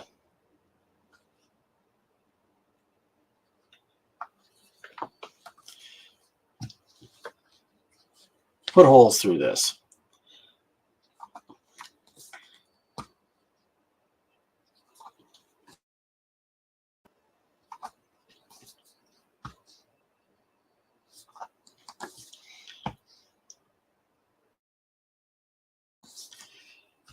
Now these cutting boards, you can get, like you get them at the dollar store. They're not too expensive, although even though they're at the dollar store, they're like $5 now. But you know, it being $5 is not a big deal, because when you beat it to heck, you can just throw it out. And I mean, you're going to abuse the heck out of it, because Shazbot. All right, that wasn't folded over enough on this side. I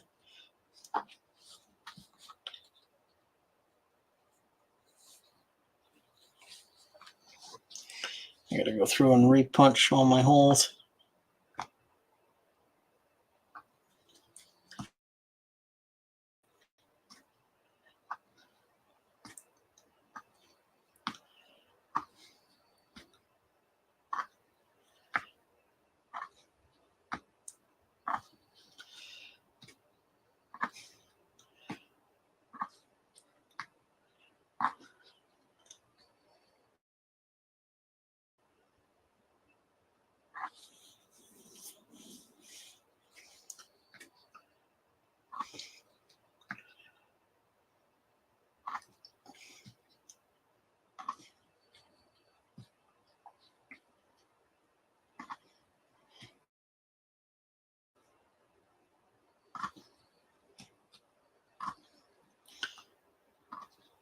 All right. There.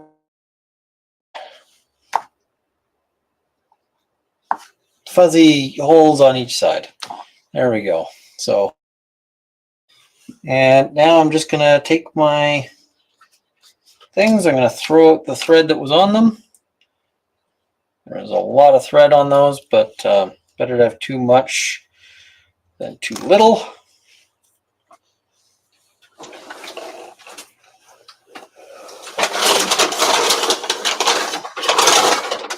Right into my trash bag there. And there's my spool of thread. Not this one, because that's the expensive thread, not the cheap stuff that I'm trying to use up.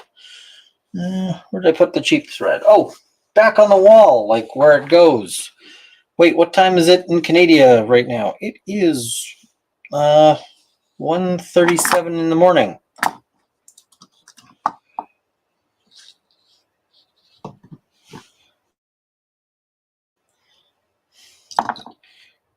Doesn't everyone do late night leather working? Or is that just me?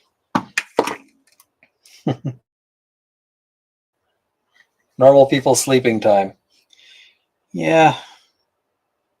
But being a normal people is boring. I've never been good at it. It's just did I end up buying that interestingly textured leather? I did.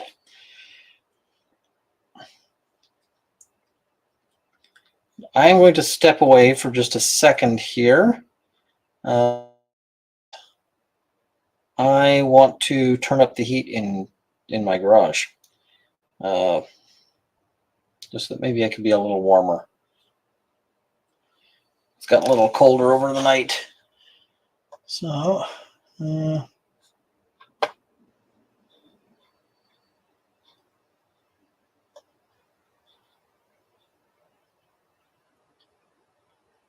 oops, that's the wrong one. How about this one? There we go.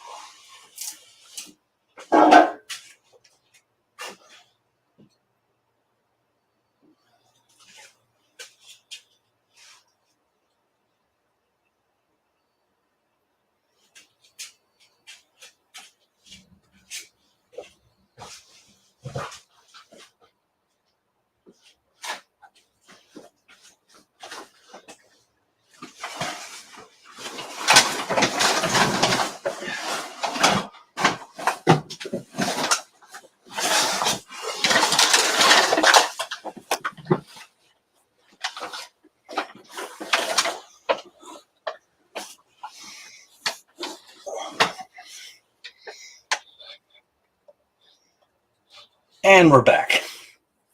You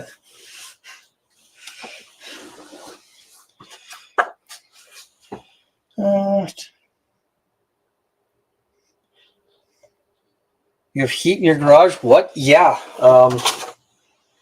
I do have a heated garage because otherwise it would be stupid cold here.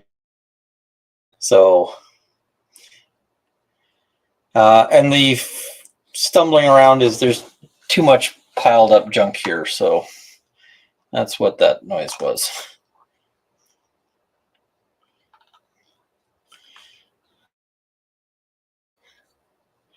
Love the contrast between yours and Rob's garage. Rob's garage is well organized. Mine, on the other hand, is a disaster. Rob would be horrified by my workspace. So we're not going to tell him.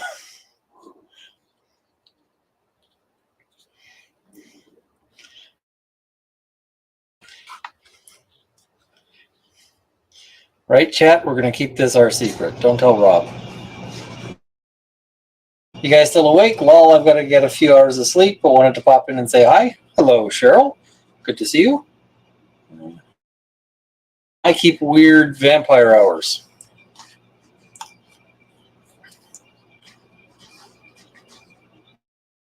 Almost done this project, and then while Rob watches the replay, I mean, maybe.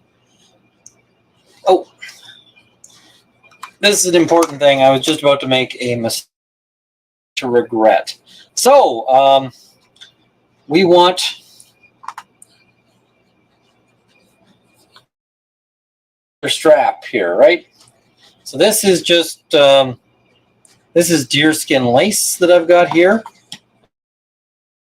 If you're wondering, this spool cost $35 in total because everything's expensive.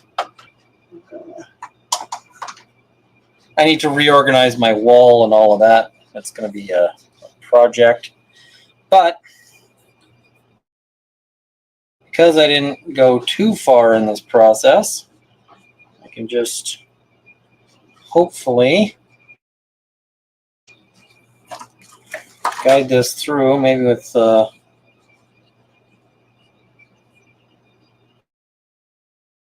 help of a handy paintbrush or something.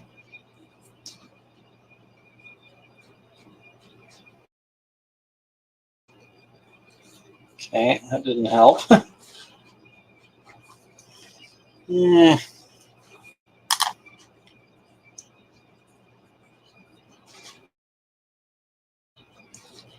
Generally, Tyler says, I took Ian's advice and upped my PC and phone passcodes from short numbers to much longer alphanumeric passwords. Definitely not easy to unlock while driving. Well, that is a good thing. Yeah, I've always said if you can unlock it while driving, it is too short. There we go. Where do I get a cylinder record player pulley? I got this at Buckskin Leather, which is now right near Tandy Leather. So they're right near each other. All right. This can go away, or at least out of my way. So now we've got, and now we're going to resume sewing, but we're going to sew it back in there.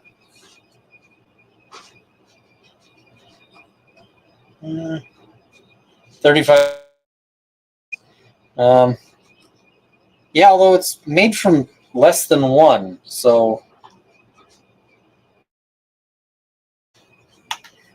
you'd think they'd charge you less than 35 when it kind of.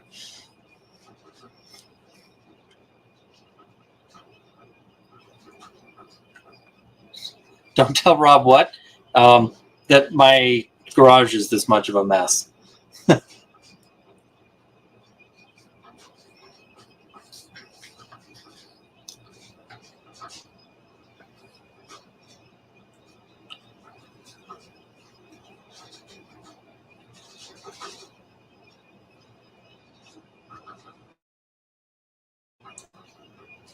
Yeah, so this much smarter way is to have your thong already in there when you're stitching this together. It's just so much easier than trying to do it.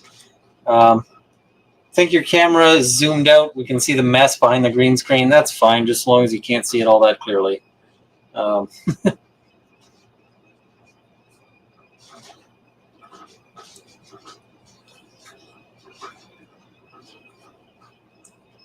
Man, there we go. Might look to picking up a lacing needle. Yeah, I haven't needed one yet, but maybe. For this project, we're not going to need it.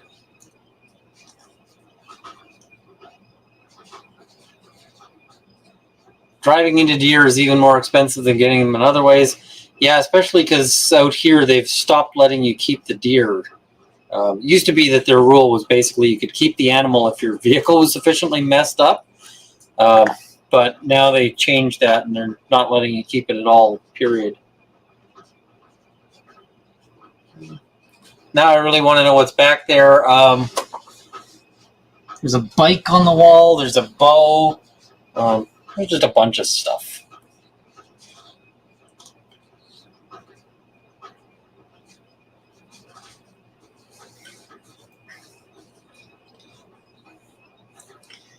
So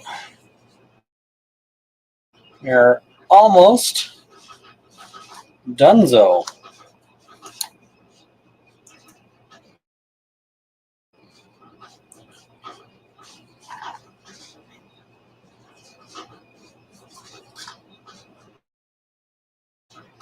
Traditional bow or crossbow. The one that I've got there is a traditional bow, but it's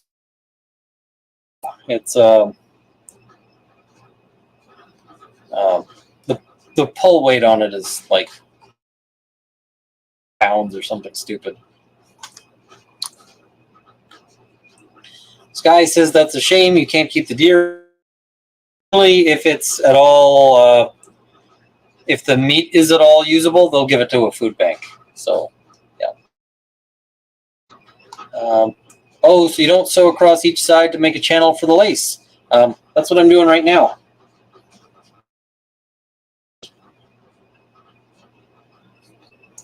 So.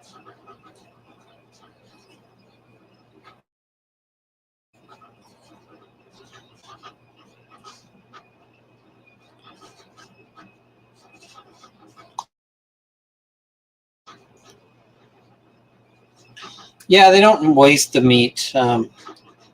Just that it doesn't go to you as the person who wrecked their car. It used to be that at least you could get the meat as a consolation prize. Not anymore. They heard a rumor that somebody, and I don't think it ever actually happened, but they heard a rumor that somebody was like buying a cheap car to crash into an animal so they could keep the animal. I don't think it ever actually happened, but they got worried about somebody deciding to do that, so they said no deal. Tried to shoot an English longbow at one point, heck of fun, but man, my shoulders hurt after it. Yep.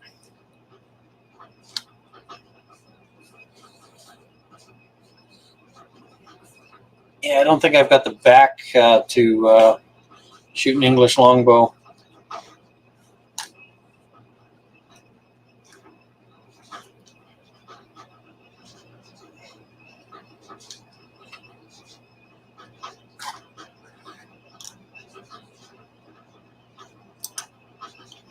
Now, somebody was talking earlier about a sailmaker's palm. I've got one. It's on my shelf. I rarely use it, but sometimes.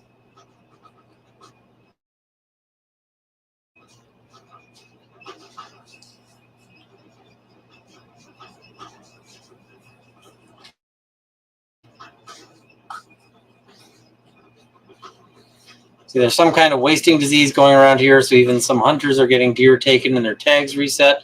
Yeah, that's going around everywhere.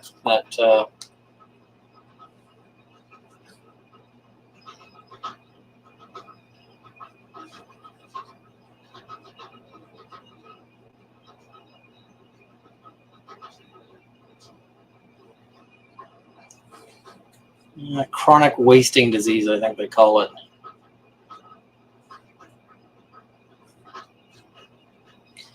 Use only bows while hunting. I like my rifle. Fen Dunn Dumore says, looks like you're sewing the top together. How are you going to put anything? I am. I am being an idiot. What I should be doing is sewing this in two things. I'm not sewing it shut. Thank you, Fen, for catching me before I went too far on my stupid.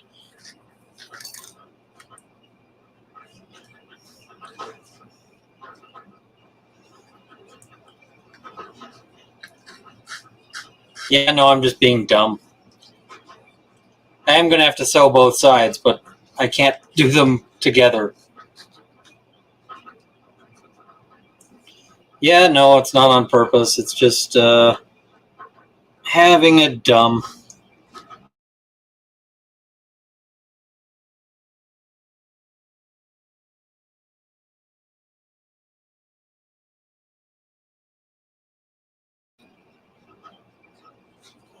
There's my awl. There we go.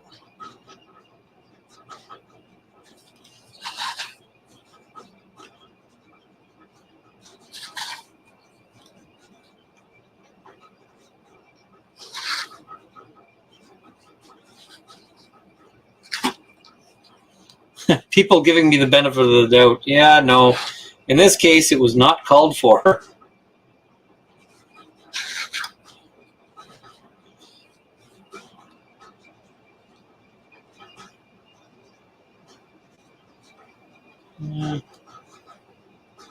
These have gotten twisted together.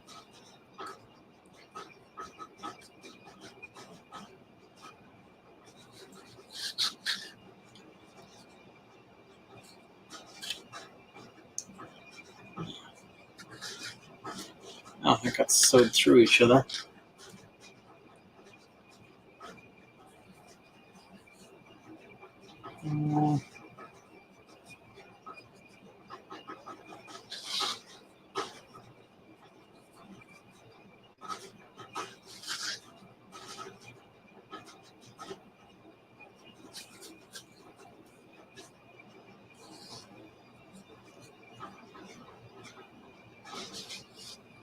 All right, backing this up.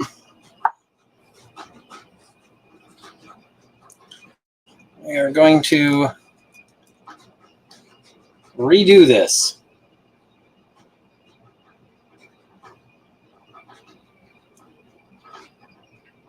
Yeah, this is a little butane torch.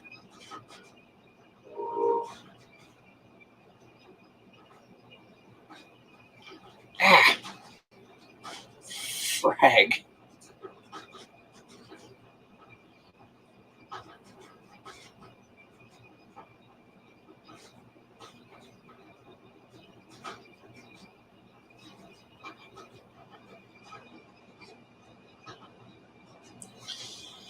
All right.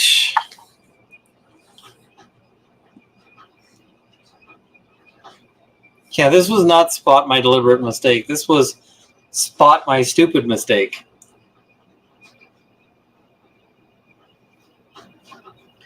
It is 2 a.m.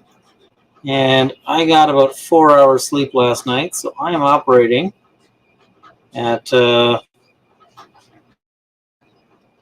not my best, but maybe my usual.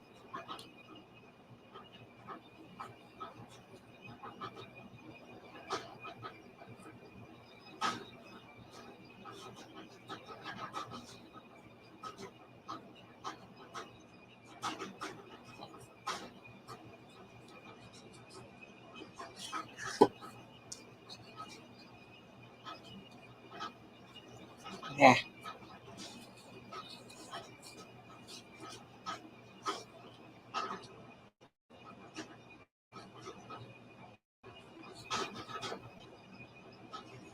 Oh, and we're buffering. Lovely. Yeah.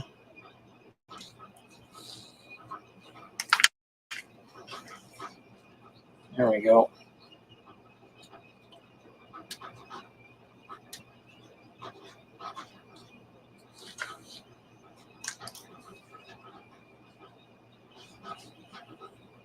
Word on the street is give way, or perhaps stop, depending on the intersection. Nice. Imagine if Trufflehound were here putting at you. I think Trufflehound would be laughing at me if they saw that move.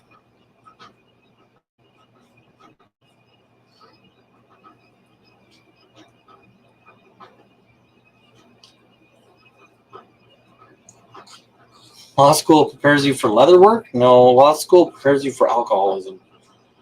That's what it's... Speaking of which, I've got a beer I haven't even opened yet.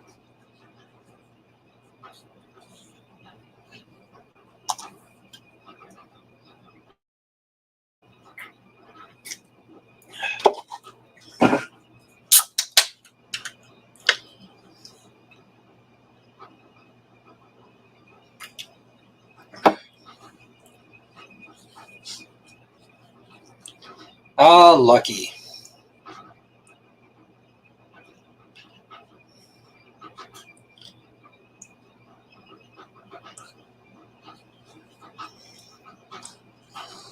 So for the Americans who may not have Lucky Lager,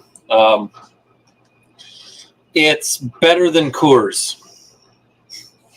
That's our standard here. Please tell us it's cold, not warm. It is a cold beer. The way I cold is I just leave some beer on the concrete floor here.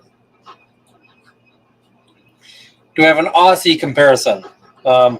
Think Foster's.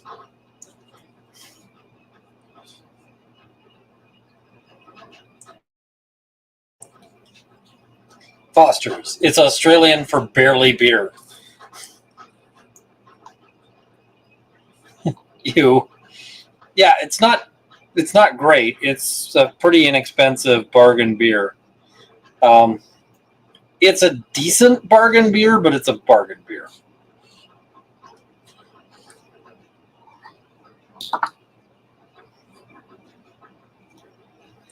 Does the pouch have an opening now? Yes, it will have an opening now.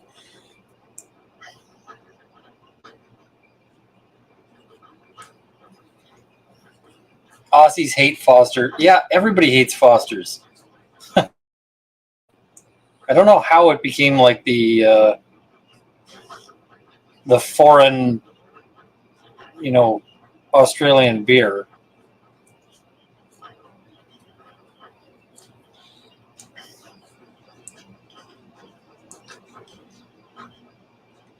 Foster's is great for inflicting upon unwanted guests. When somebody's overstayed their welcome, that's when you bust out the Foster's.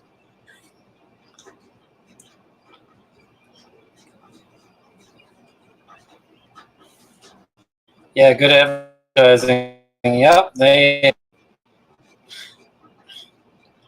like Foster's is kind of the beer they couldn't sell in Australia, so they managed to sell it to the rest of the world.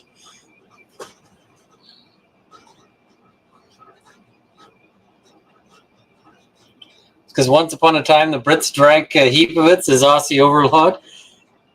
Okay, I guess the Brits don't really know food or drink. Like Merlot, kind of.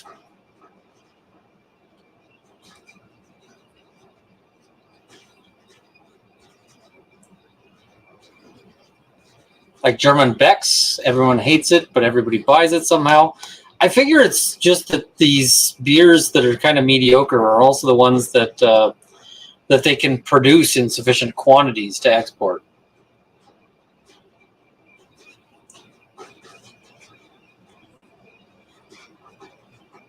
Yeah, we don't even drink it. It's more of an export beer.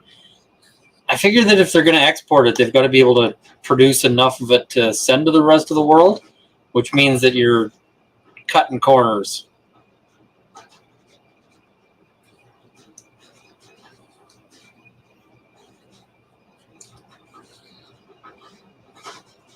I think people aren't thinking of Merlot. I think they're thinking of, what's that stuff? Malort. Malort.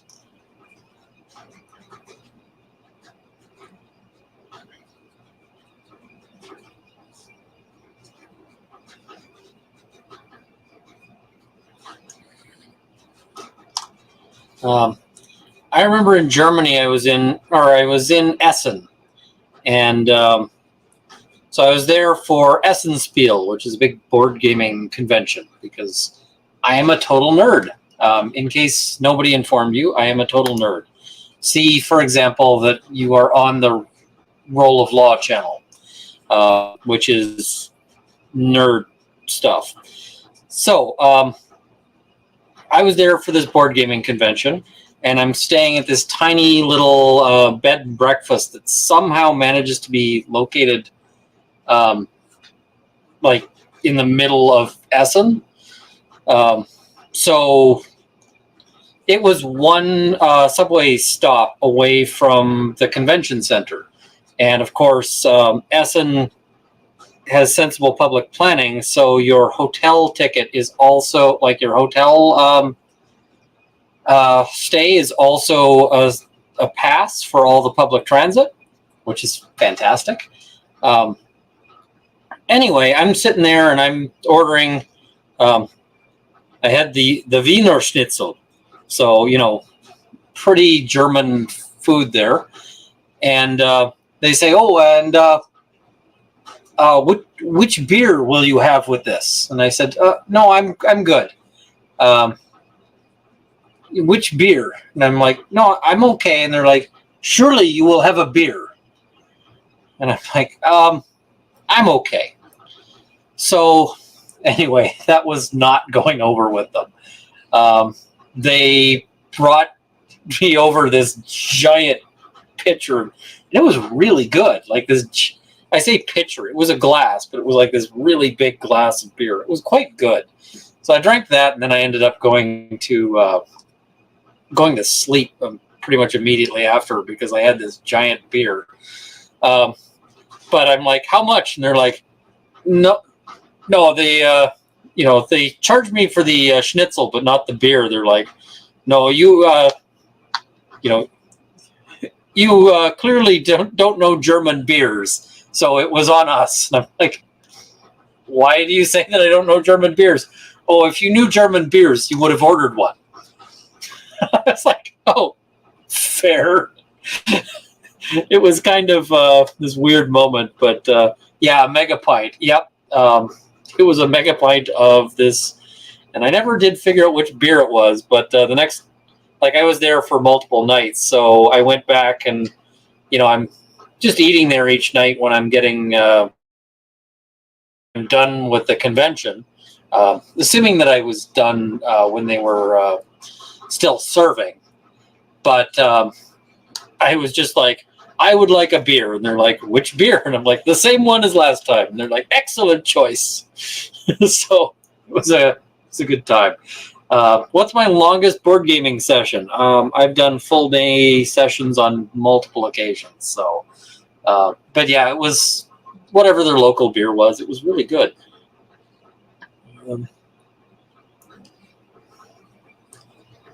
Yeah, our beer glasses can be big. Yep. Yeah, and it was Essen Spiel. It was, I think they call it Spieletage there or whatever, but it's a good convention. All right, 4 a.m. here in Eastern time zone. Should head to bed. This was loads of fun. Thanks, Ian. Thanks, everyone. Have a good night. Yeah, it's just a chill stream here. Not milking for super chats, not anything. Just hanging out and just getting a project done. See, like James Squire, Jack of Spades. I don't think I've ever tried that one. We had a local beer parade. Cool.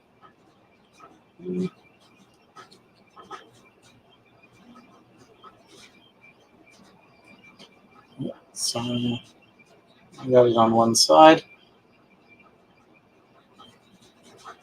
Spiel, it means play. Yeah. It was good fun. I quite liked the convention. I would love to go back sometime. I also kind of just wouldn't mind going back to Europe just to. I kind of just want to get like a rail pass sometime and just kind of ride around on the trains. I really enjoyed doing that. If I was going to do it now, I would get a pass that, if they still have them, there was a pass that just like entitles you to a cabin on, like you can just book a cabin on whichever train you want to get on. And I would do that and just kind of hop on trains and go see stuff. And yeah, not hostels in. I would probably sleep on trains if I could. Just like stop at places, pop out and do the like see the town, and then get on another train and go like to another country. Because yeah, there's really good train networks. Trains are sufficiently hostile for Ian. Yeah. I quite enjoyed. I went today, and while I was in Norway, I went and I took the train to Essen, and I liked that. That was a lot of fun. I would totally do that again. So I like trains, and not like the weird obsessive kind of like memorized every train statistic ever anywhere, but like the just in the sense of I kind of think they're a fun way to travel. Kind of have enjoyed trains when I've been on them. So yeah, especially because some of the nicer trains like have a bar. That's always fun. I understand you used to, and I don't know if you still can, like buy your own rail car and then have them travel, like have them like hook it up to whatever else. That would be cool if you could do that. Sleeping on trains is great, especially if they're old school ones with non-ergonomic seats. At this point in my life, I think I would be pretty much insisting that I need a sleeper car, like a place where I can just lay down and not want to die. Have you been on the Orient Express? I have not. I hear that it's a great place to get murdered, though.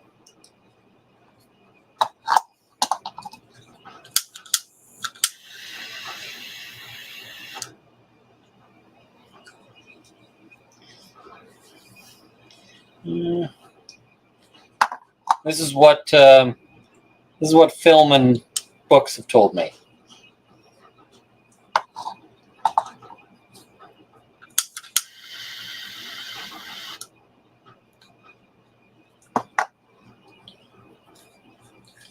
All right. So now once I've got all of that done, so all the stitching is done. Oh, wait, I got to do the other side. Not done.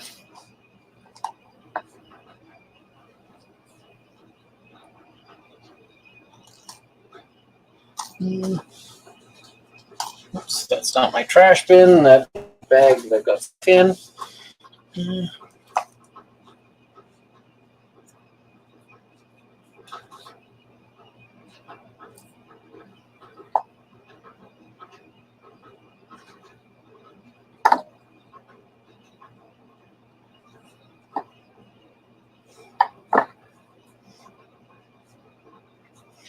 Why Ian is not a surgeon, lol. So many reasons.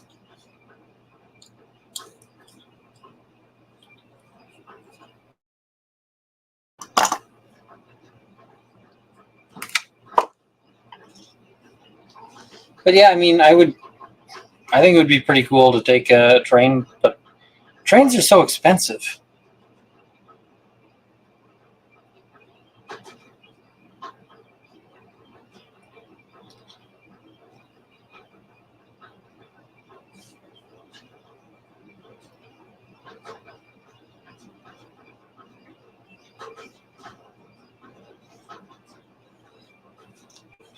I don't like Scotch. Oh, that's a terrible affliction. Not liking Scotch. Scotch is a wonderful drink. Although I will admit that I don't like the super one. You can book a sleeper train Indian Pacific from Sydney to Perth, but it costs thousands of dollars to do it. Yeah, I don't want to do that.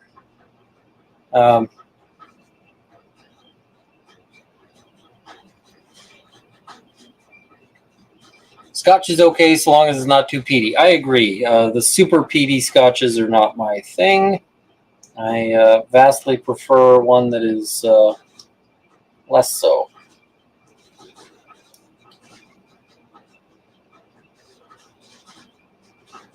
Come on, needle. Let me thread you.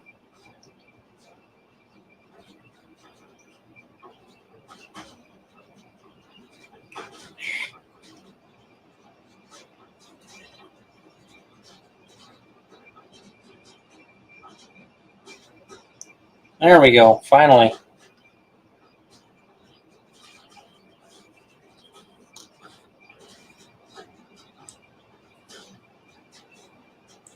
See a recommendation for monkey shoulder.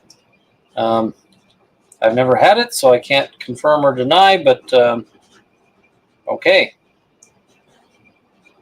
Monkey shoulder sounds like an interesting brand name.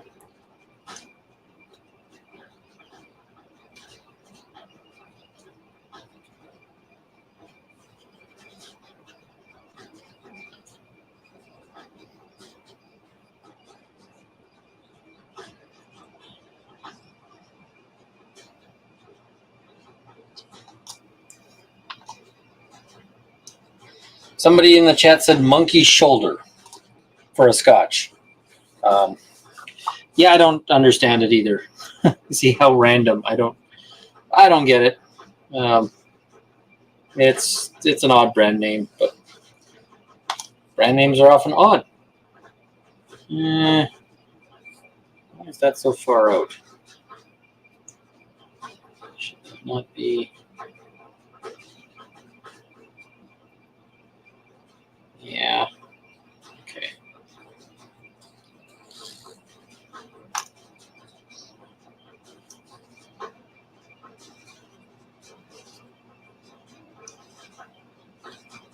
I like monkey shoulder with diet lemon. Who would have diet lemonade with Scotch? I want to try 2 brewers, Ian, but can't buy it in Nanaimo. Huh. That's weird.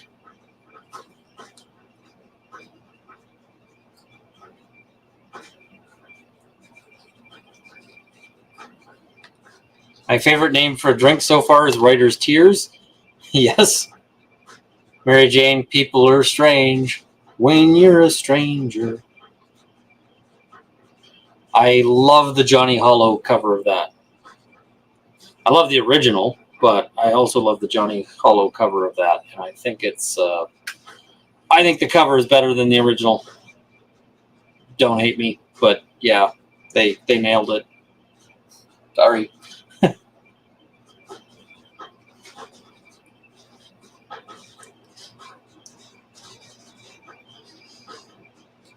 That makes me want to see if my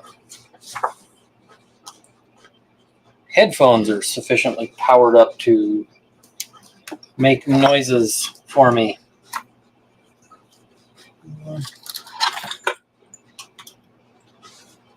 Certainly makes warm.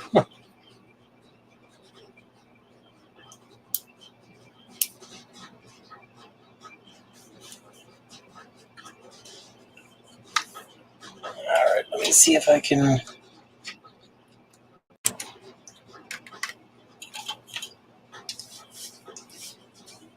That also means, at least in theory, that I can. Who wanted to see my face again? I see no hands, but tough. You got it anyway.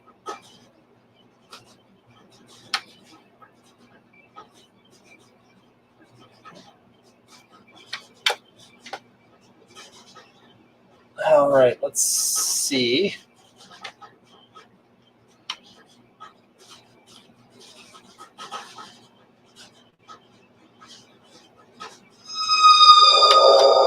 Hopefully you guys can't hear that audio.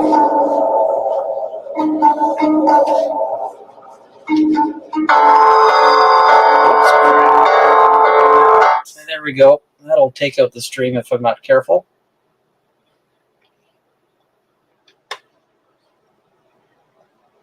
Why is this not playing to my headphones?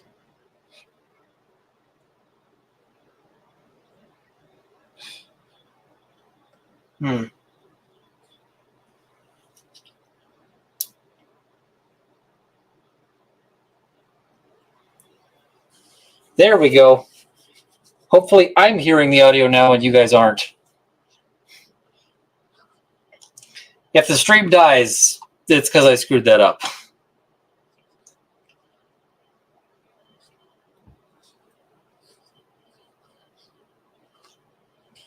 Now I'm listening to the Johnny Hollow cover of People Are Strange.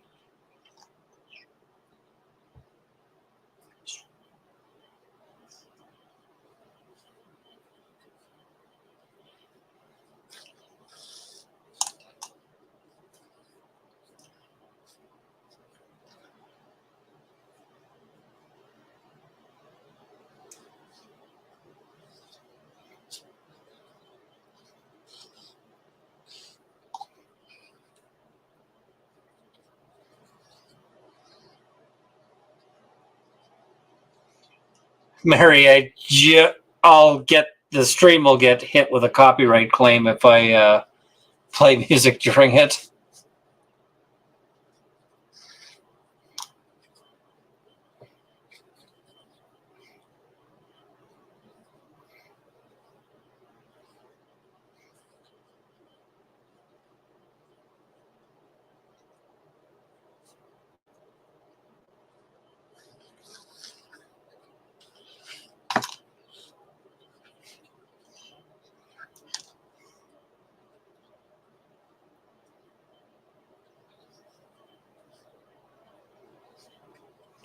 Will I stain the bag? Probably not in this case. I could, but I don't feel...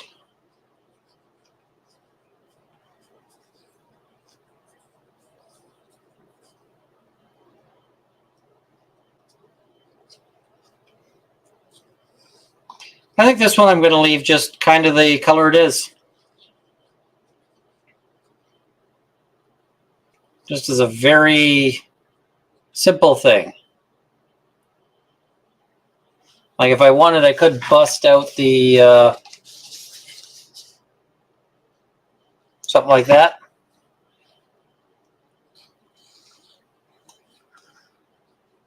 What are my favorite animes? I haven't watched an anime since Cowboy Bebop. So, been a while.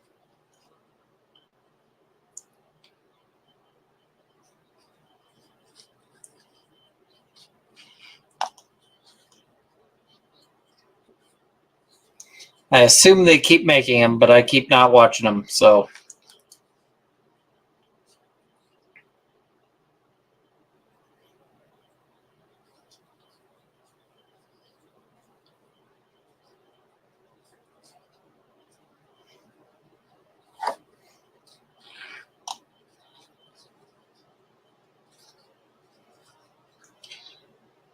Ozzy's asking, is that what I did on Corey's plaque? No, on Corey's plaque, thing like this, an antique finish.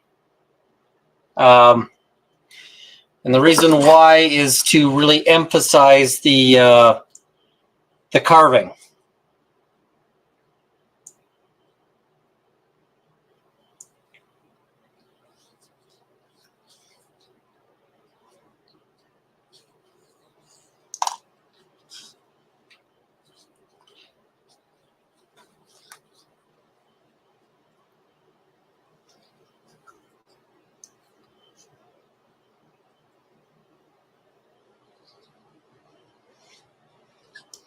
Have I ever played the board game Mice and Mystics? I have not.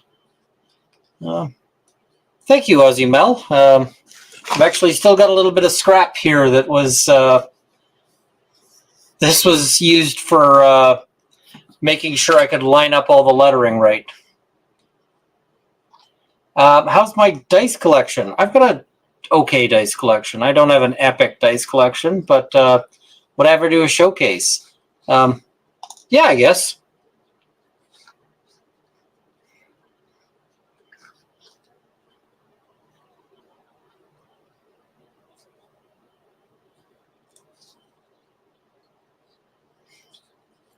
You can't sleep and it's almost 4:30. Oof.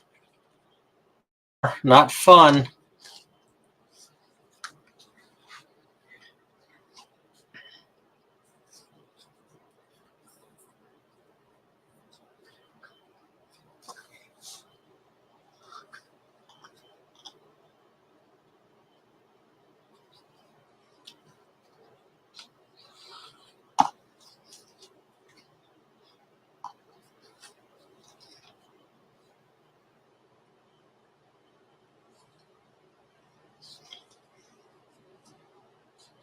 Shiny math rocks are great. Yep. I got to buy some more math rocks.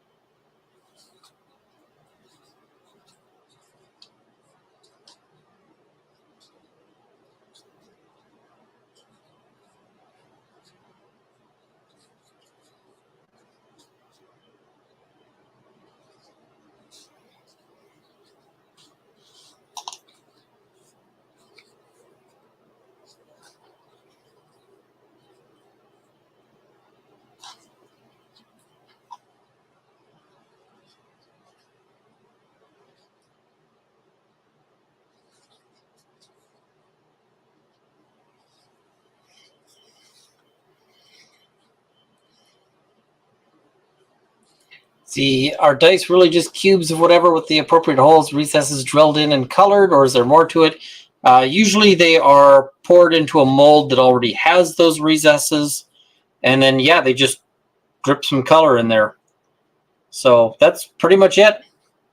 Yeah,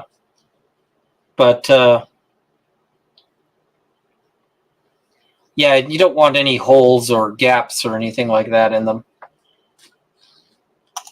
You want them to be nice and balanced.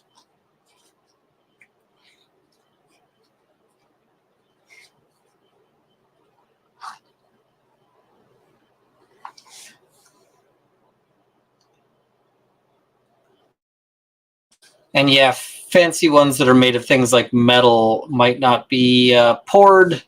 They might be CNC'd or carved or whatever else. Yeah, ivory, can't pour that. I mean, not with that, dude. Carcassonne is my jam. Carcassonne is a good game.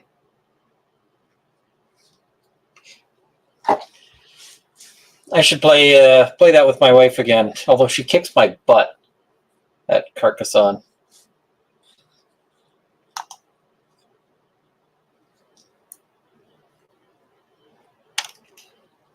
Simi Froggy, me too. I got to reach out to one of the people who does custom and offer like a leather exchange for leather stuff. Also, I got to finish a particular project.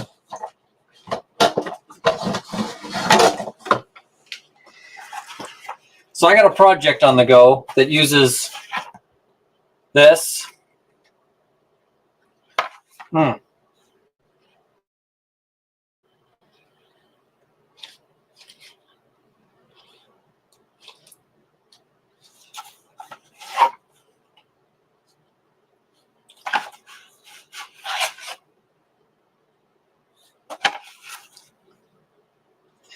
Got it in one, Simi. I'm making a DM screen with these. It's going to be a lengthy project, but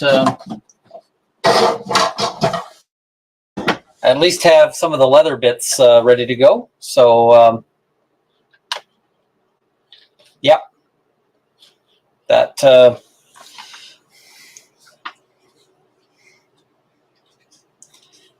I know I gotta actually get some of the work done.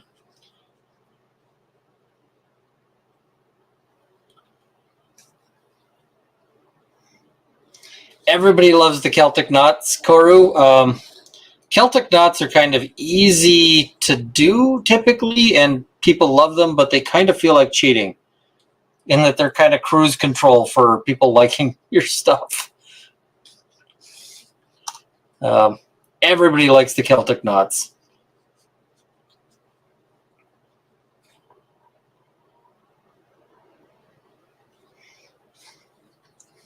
That dragon took forever. Yeah, remind me to never do that again.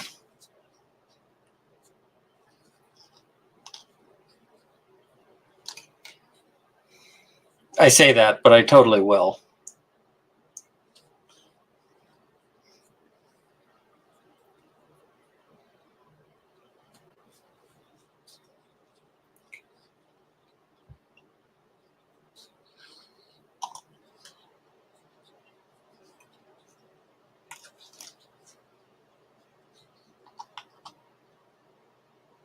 Yeah, exactly. Never until the next time. Yep. Tiggerette, thank you for joining me. Have a good evening. I want to, at some point, try to do some like Norwegian like dragons and so forth, because they're kind of Celtic knotwork-like, but in the shape of like dragons and stuff. And plus, I've got Norwegian background, so why not?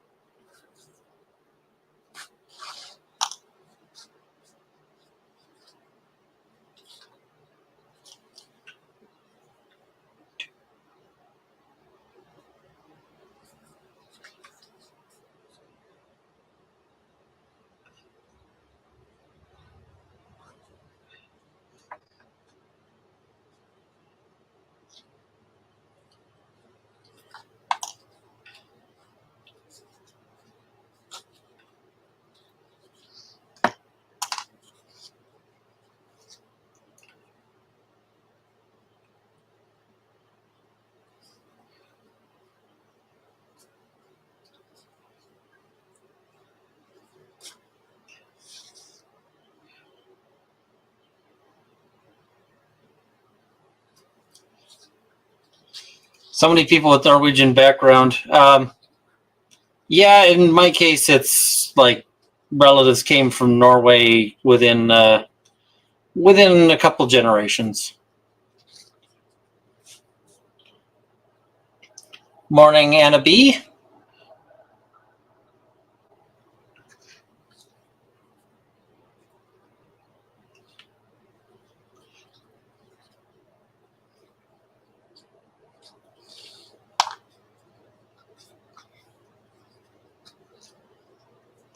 So we're getting close to done here.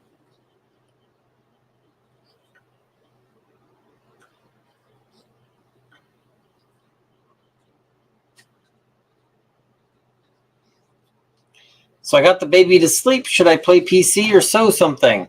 Both are good options. I enjoy both of those things. Have I ever played HeroClix or Star Wars Minis? No. I got a free HeroClix thing at one point, but I never played it. Won it as a door prize. Should have given it away. Somebody else could have made use of it, but I didn't.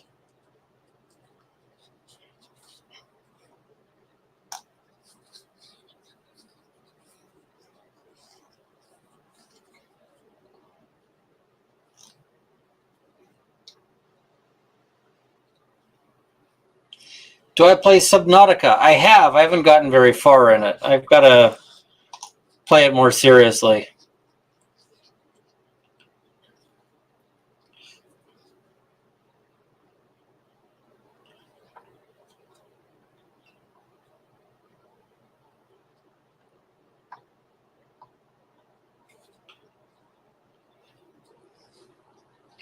Subnautica's a beautiful game, but it's kind of like there's a lot of wandering around, not really sure where I'm going.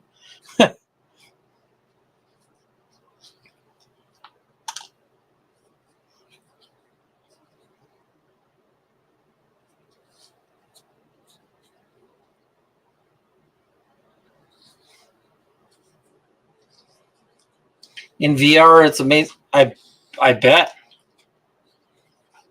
I should try that because that actually seems like it would be mind-blowing.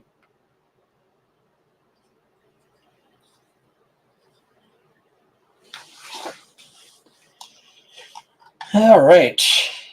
So we've got that stitched up.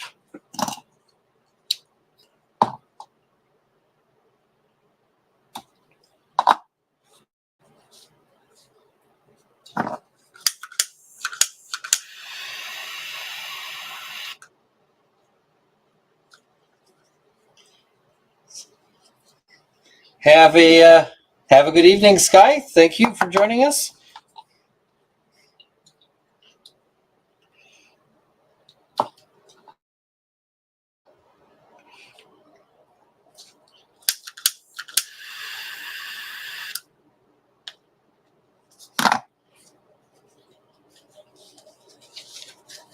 So once that's done, the next step is just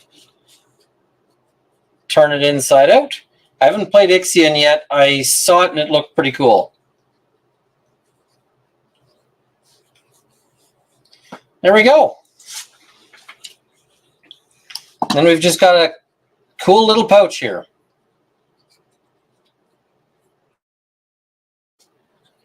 And so, oh, shoot, that was leaking. Whew.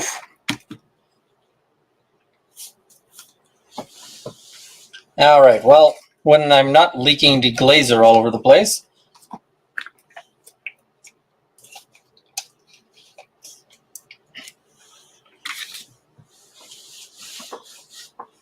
but you can see, little pouch, stuff something in it.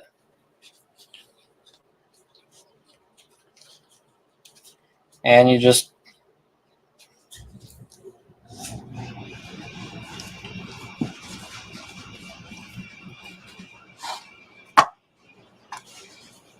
so it's a perfectly serviceable little pouch. I quite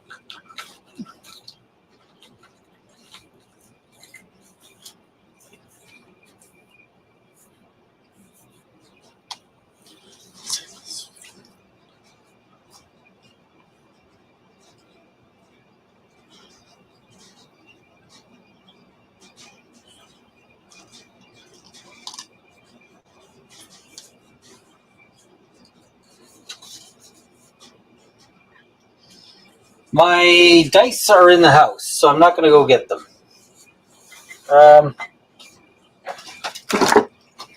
Just trying to decide what to do next.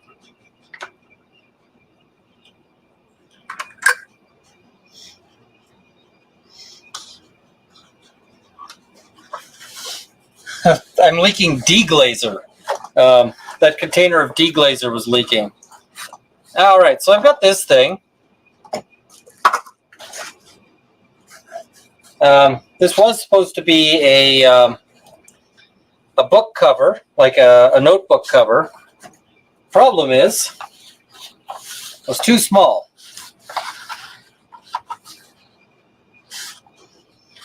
Now, I had somebody who asked me to send them some, they wanted me to send them a scrap.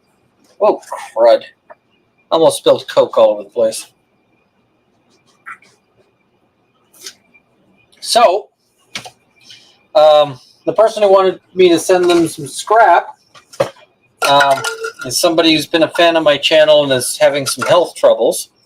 So I'm not doing that. I'm sending him this, which is kind of scrap, but it's at the same time a little nicer than your average scrap. So I'm going to finish this, is what I'm going to do. And we're going to start with some deglazer.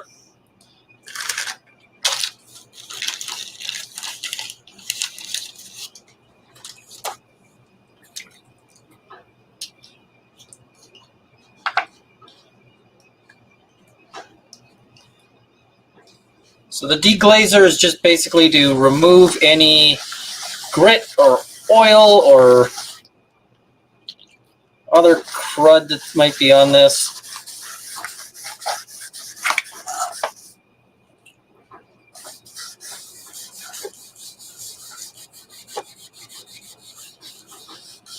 Which there's something over there that deglazer isn't getting, but oh well.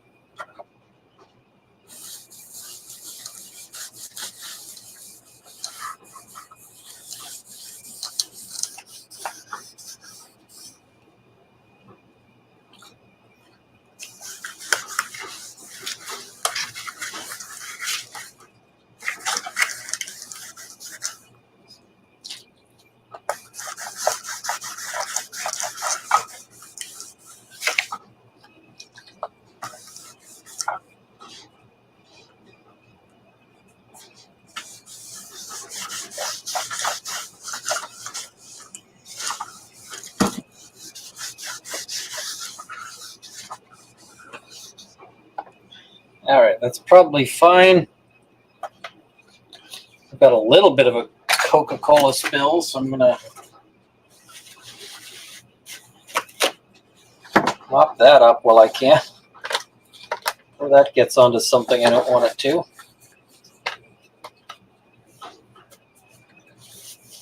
All right.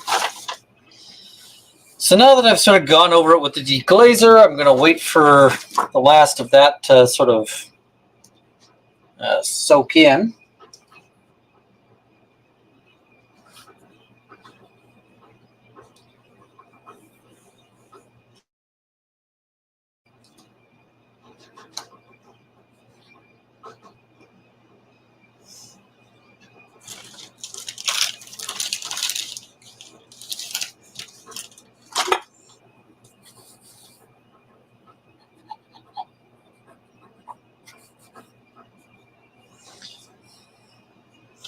All right.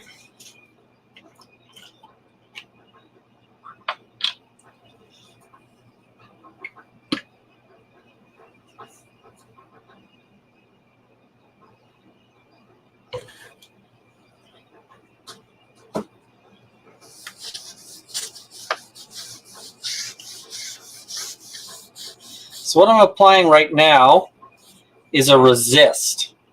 And the purpose of the resist is that it seals the leather. And the reason why I'm doing that is that after that, we're going to apply some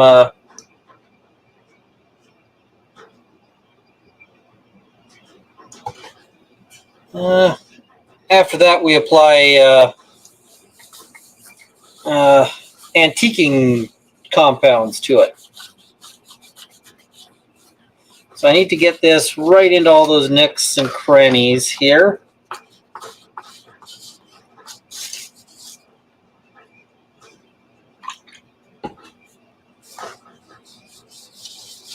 You might think resistance is futile, but resistance is really important at this stage.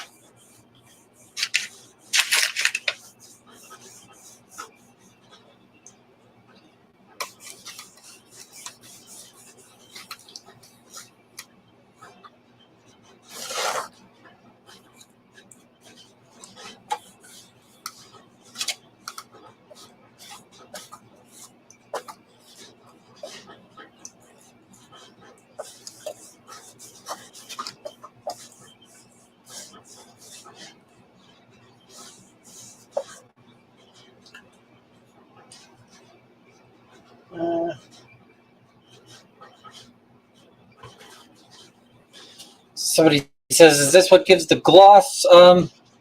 This is mostly not glossy, but it does give a little bit.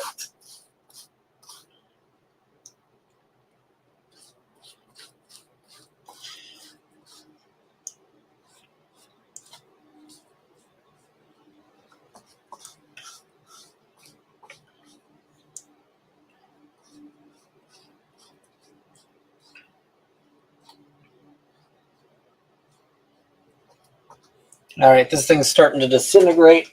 I don't like that. Let's try one of the makeup foams.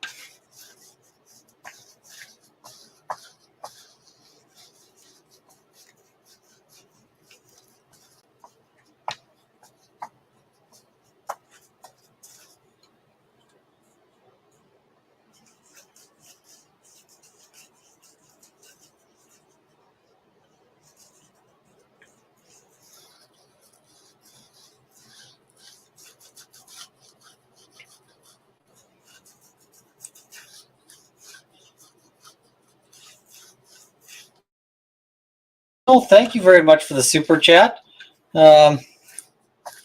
So,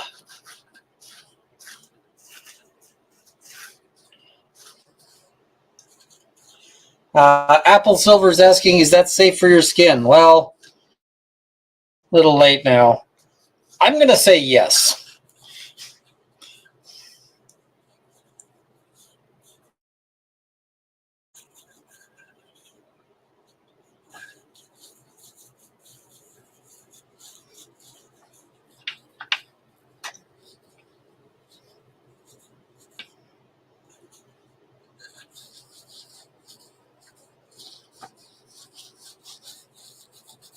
I mean, it says keep out of reach of children, and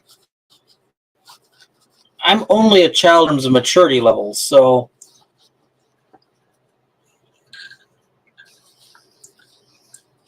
Dirk Schwartz is asking, how do I heat it? How do I heat my garage? There's a furnace in here. Natural gas.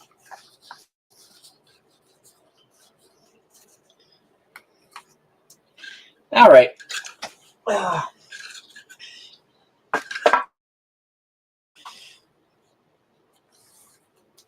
So now that resist has been applied, the point of that is to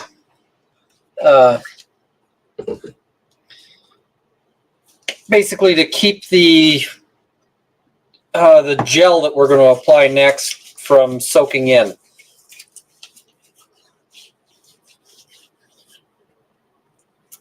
What is my favorite breakfast?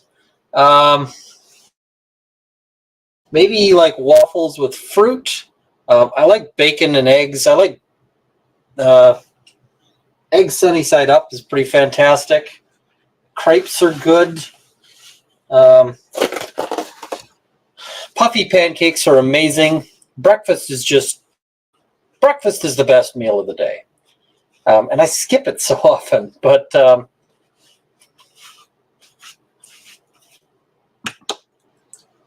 breakfast for dinner is also a great move.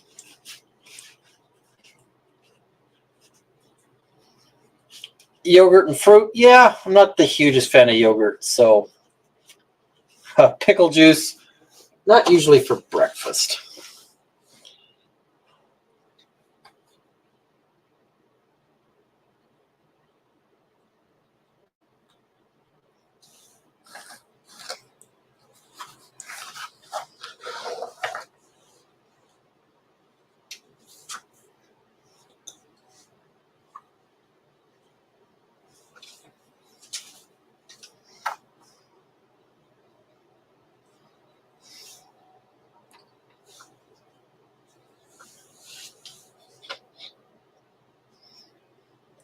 listening to Devil's Night now.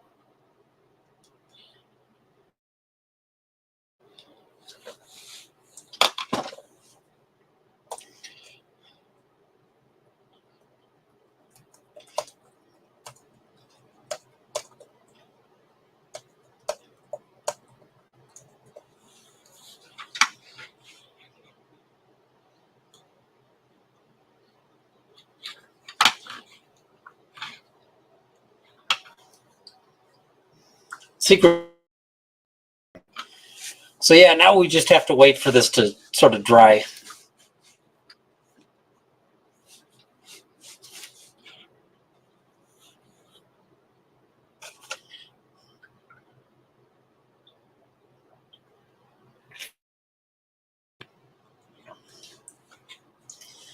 Yeah, I mean, a really good breakfast for me: bacon, eggs, sunny side up, piece of bread, either one for every 2 eggs or one for every egg, and hot sauce.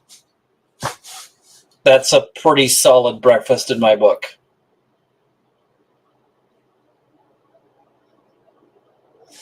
I can eat that all the time.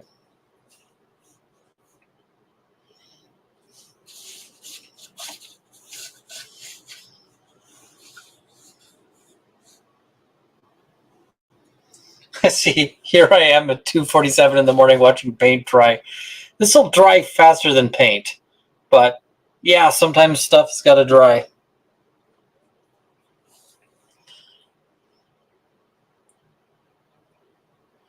Hot sauce, really shocking. Is there any food that you prefer non-spicy?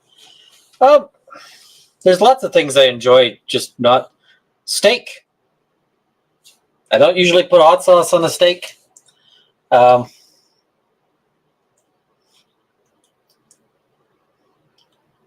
Please explain Canadian bacon to the Americans.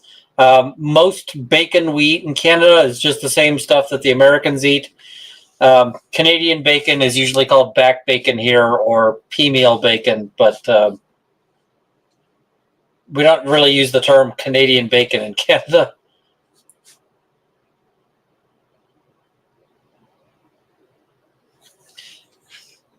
And I see hot sauce is great if it's not just hot. Yeah. The best hot sauces have rich flavor to them. And this is one of my peeves when you go and get like super hot wings, because I want the super hot wings. Like, that's something I'm looking for.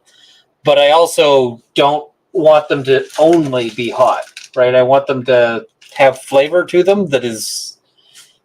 So there's plenty of places where they've got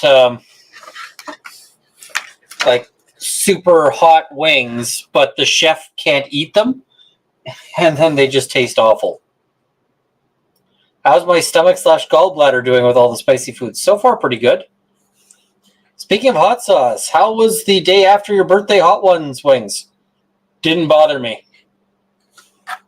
Just didn't cause me any trouble. I enjoyed the heck out of it. Zero regrets the next day. Oh no, my favorite hot sauce ended up being a limited run and now I can't get it anymore. God, that's a tragedy. That is that's an absolute, yeah.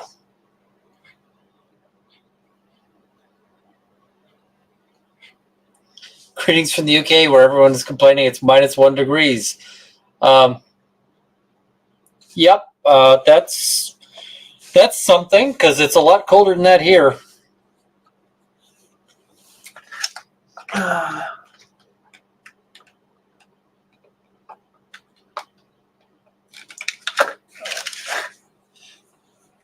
Drive faster.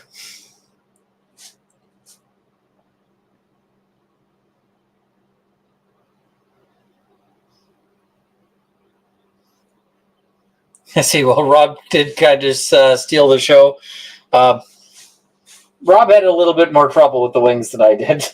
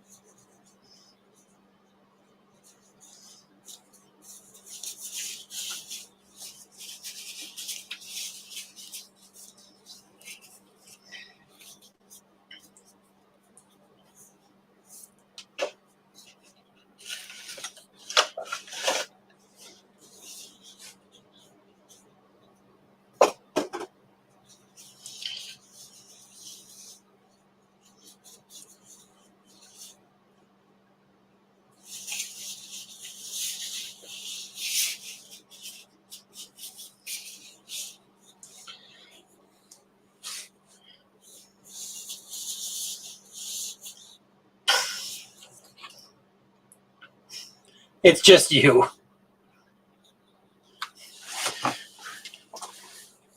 All right, so the next thing we're going to do, I think we're going to do this with the Sheridan Brown. Now, caution, this is going to look like poop.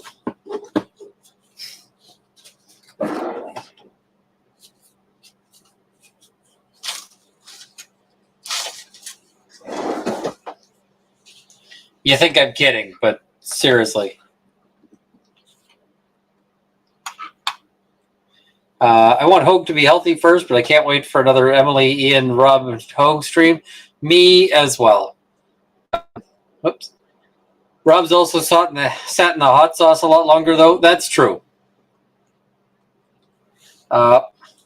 Most Carolina Reaper sauces have an unpleasantly strong taste of capsaicin. I should know. I bought some capsaicin powder a few years ago. Typically, that taste that you're experiencing is unpleasant, is not the capsaicin. Usually that's the chemicals that they use to extract the capsaicin. So just so you're aware.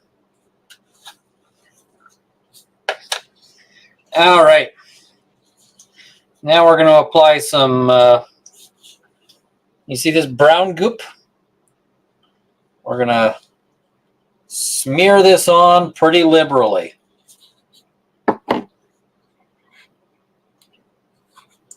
This is accurate.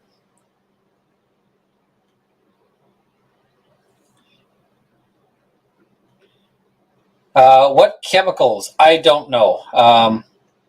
They use certain chemicals to extract the stuff, and I don't know what they are. So if you're thinking that this looks really gross, you're not wrong.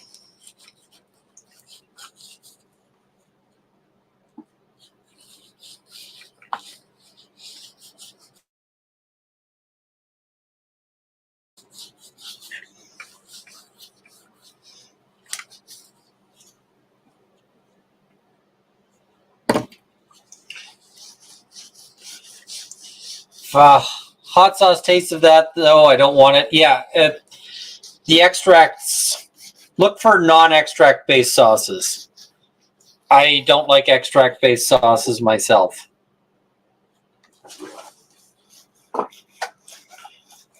Ah, crap, there's still wet spots. That's what she said.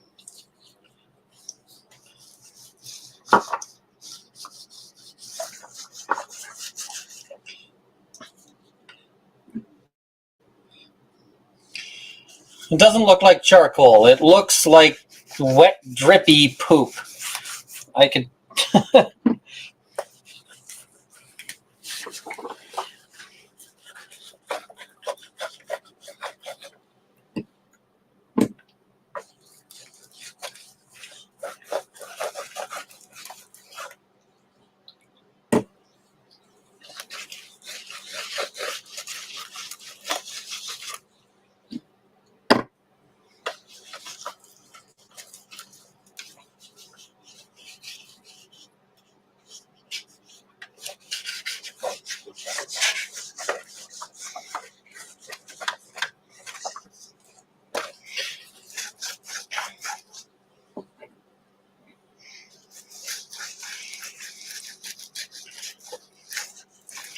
Yeah, it's like a brown, gross paste.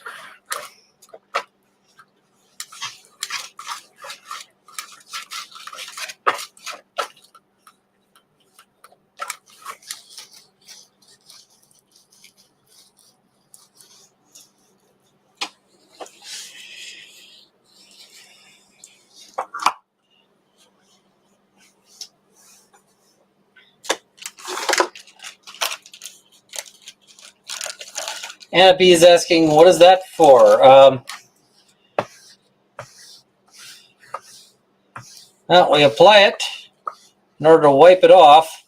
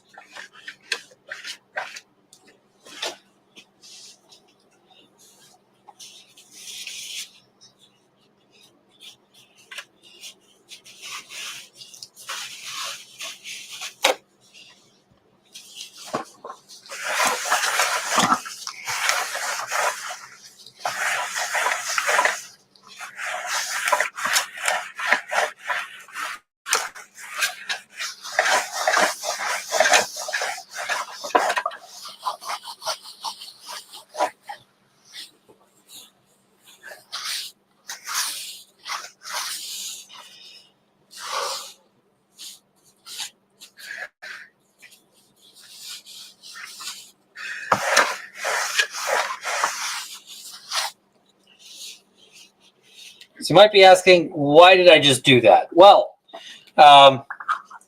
because that stuff sticks in all of the depressions, right? All of the low bits, and so now my hair is getting in my eyes. Whew. So all of the parts where that where there's like a depression there is it stays, and it really darkens those parts. So it helps really make the carvings pop in a way that otherwise they wouldn't. So now I just wait for that to dry, and then after it dries, I'm going to apply another layer of the Pro Resist, and that'll seal it in. And then once that's all done, then I can feel like it can be sent off. So that's what that's about. I'm just going to set this aside. It can just do its drying thing. I may or may not get back to it tonight.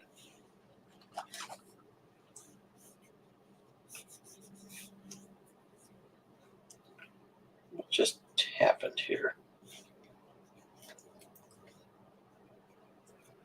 Ah.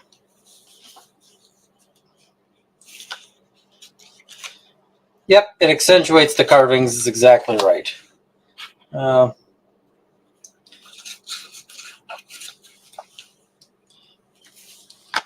So we got this thing, and I'm just gonna be right back.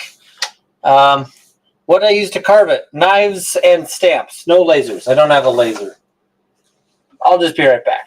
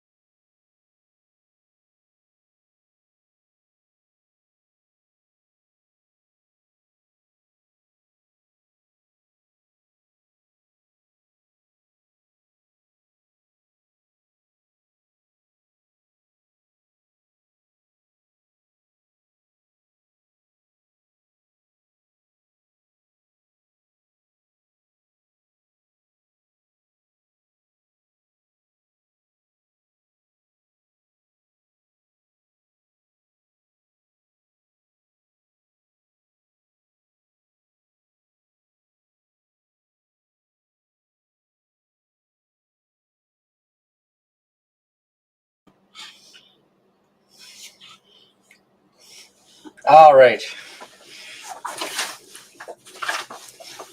Somebody says I have some really weird stock stuff. Why is that weird? All right, so this thing, I don't know if you can see it. I've got a burned in brand, and it's kind of sunken, but I also want it to be, I also want it to be, to stick out a little bit more. So I'm going to try to paint it. We'll see. I see this competes with the clown. The clown, you say?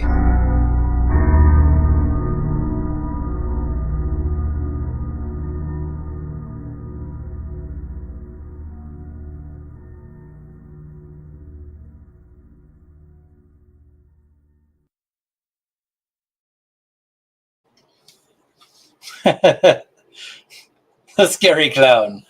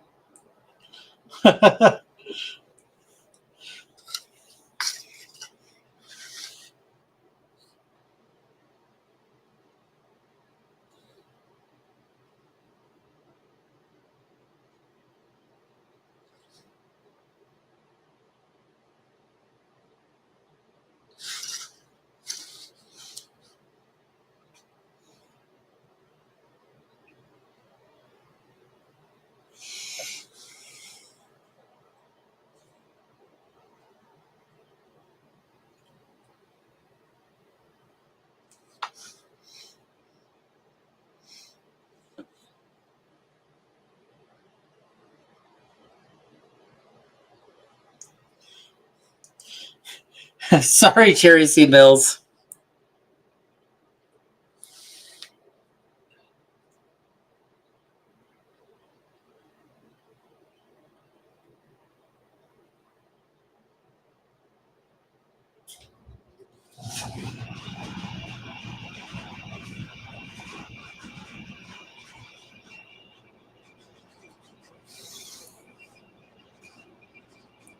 If it helps, clowns are just as afraid of you as you are of them.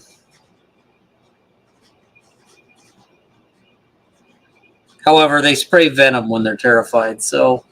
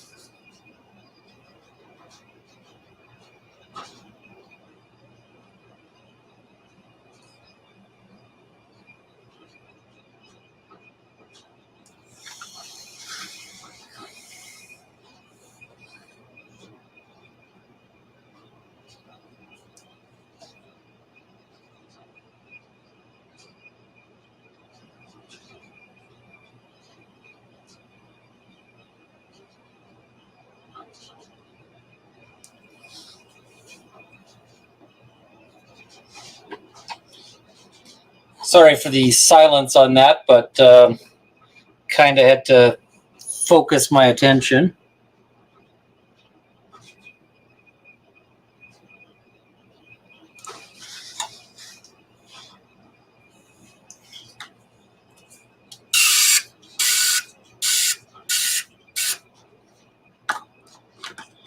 And then we've got a little... Will I attend Edmonton Expo this fall? Hadn't thought about it.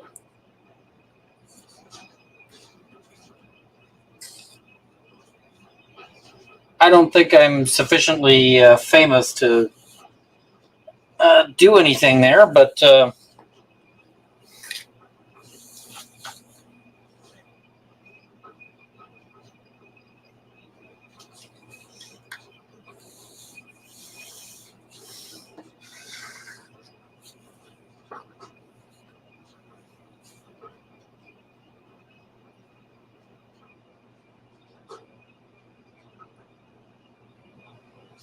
That is silver.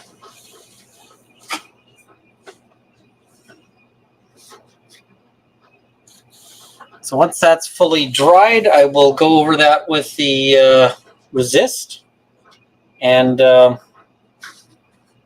I think this wallet is done.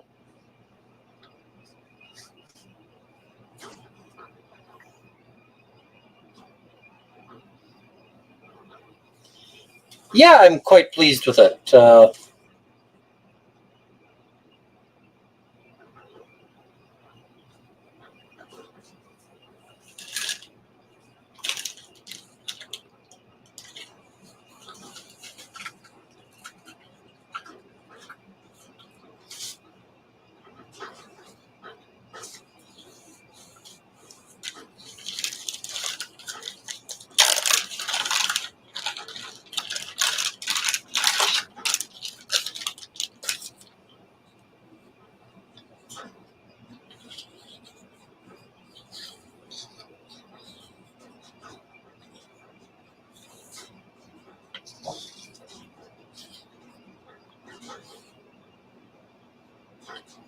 So this one,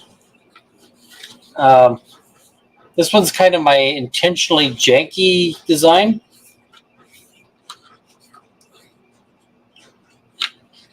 So it's going to be like that and like that.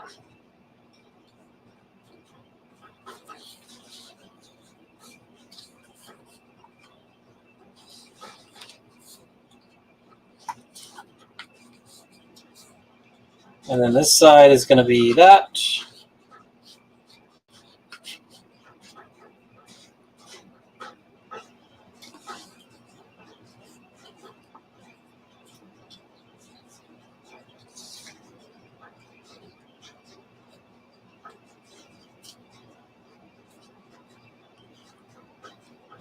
So this one will end up looking something like this.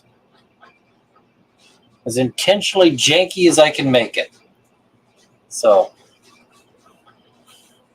good night, David. I'm probably not going to make it myself. Color stitching, I'm thinking brown. I've got a dark brown, so it'll be a darker brown than that. But this is going to take a ton of work to get finished. So, yeah. This assembly process takes a bunch of effort. But I think I'm at the stage where a bunch of projects here need to dry. I don't know if I want to embark on assembling this tonight. So I think tomorrow I'm going to I got some stuff I got to do. I got to run to the bank. I got to also go to the post office because some stuff's got to get sent out. Well, I got to finish this and then I got to send it. And then I've got to also touch up something that's going to Crazy Cat Queen. But yeah. Do I always hand sew? Yes. I don't even have stuff to, I don't have a machine that'll handle leather. So, and I don't want one at this stage. Maybe if I was knocking out stuff all the time, I might, but yeah, right now I just prefer it this way. So I think what I'm going to do at this point is probably wrap things up here. I'm going to make some, I think I'm going to get sort of ready to go to make some more pouches. And I'll probably just do some hand sewing of pouches as I go. Yeah. So that's kind of the game plan here is get some sleep, get some pouches done, and go from there. See, perfectly imperfect. I love that. Yeah, this was made out of parts of the leather that I might otherwise have thrown away. because they really have a bunch of like profound imperfections on them. But I thought instead of trying to, instead of not using it, or instead of trying to hide the imperfections, I antique them to really bring that out and really try to make that, the focus, not just something that's kind of, you know, where I'm like avoiding it, but actually the point of the whole thing is those imperfections. That's really what I'm aiming for. So I don't know if it'll be the best, but I like it. There's somebody sort of who is, you know, sort of at end of life, who's been a fan since like I had 3,000 followers, and he's indicated that he would like a wallet. So he's going to get a choice between this one, the blue, very crisp, very clean, or the really janky one. And it's like intentionally janky. So whichever one he doesn't pick leaves another one open for somebody else potentially. So yeah. Other than that, we will see what's going on. And yeah. The blue, or the one that isn't assembled. This is going to get assembled soon in the next few days. I just got to go through. I'm going to have to like spend time punching and stitching and all of that fun stuff. And then I'm going to go through and assemble it. I'm hoping it'll look nice, but we'll see. I mean, it's an experiment. I kind of like this one. I kind of think it's something. I'm probably going to go back and see if I can find some leather that's like just really, really ugly if I can. Delirium's asking, do I use stitching chisels? Sometimes. I've got some cheap stitching chisels. I don't like them the best. But I have them. So one day I'm probably going to buy some better stitching chisels, but for right now I just use the cheap ones. Is what it is. All right. Thank you guys. Join us if you get enough rest for Trials of the Century later today. And I'm looking forward to that. We'll be on Rob's channel. We'll be talking about the Manson trials. And until then, sleep well. See you guys next time. Cheers.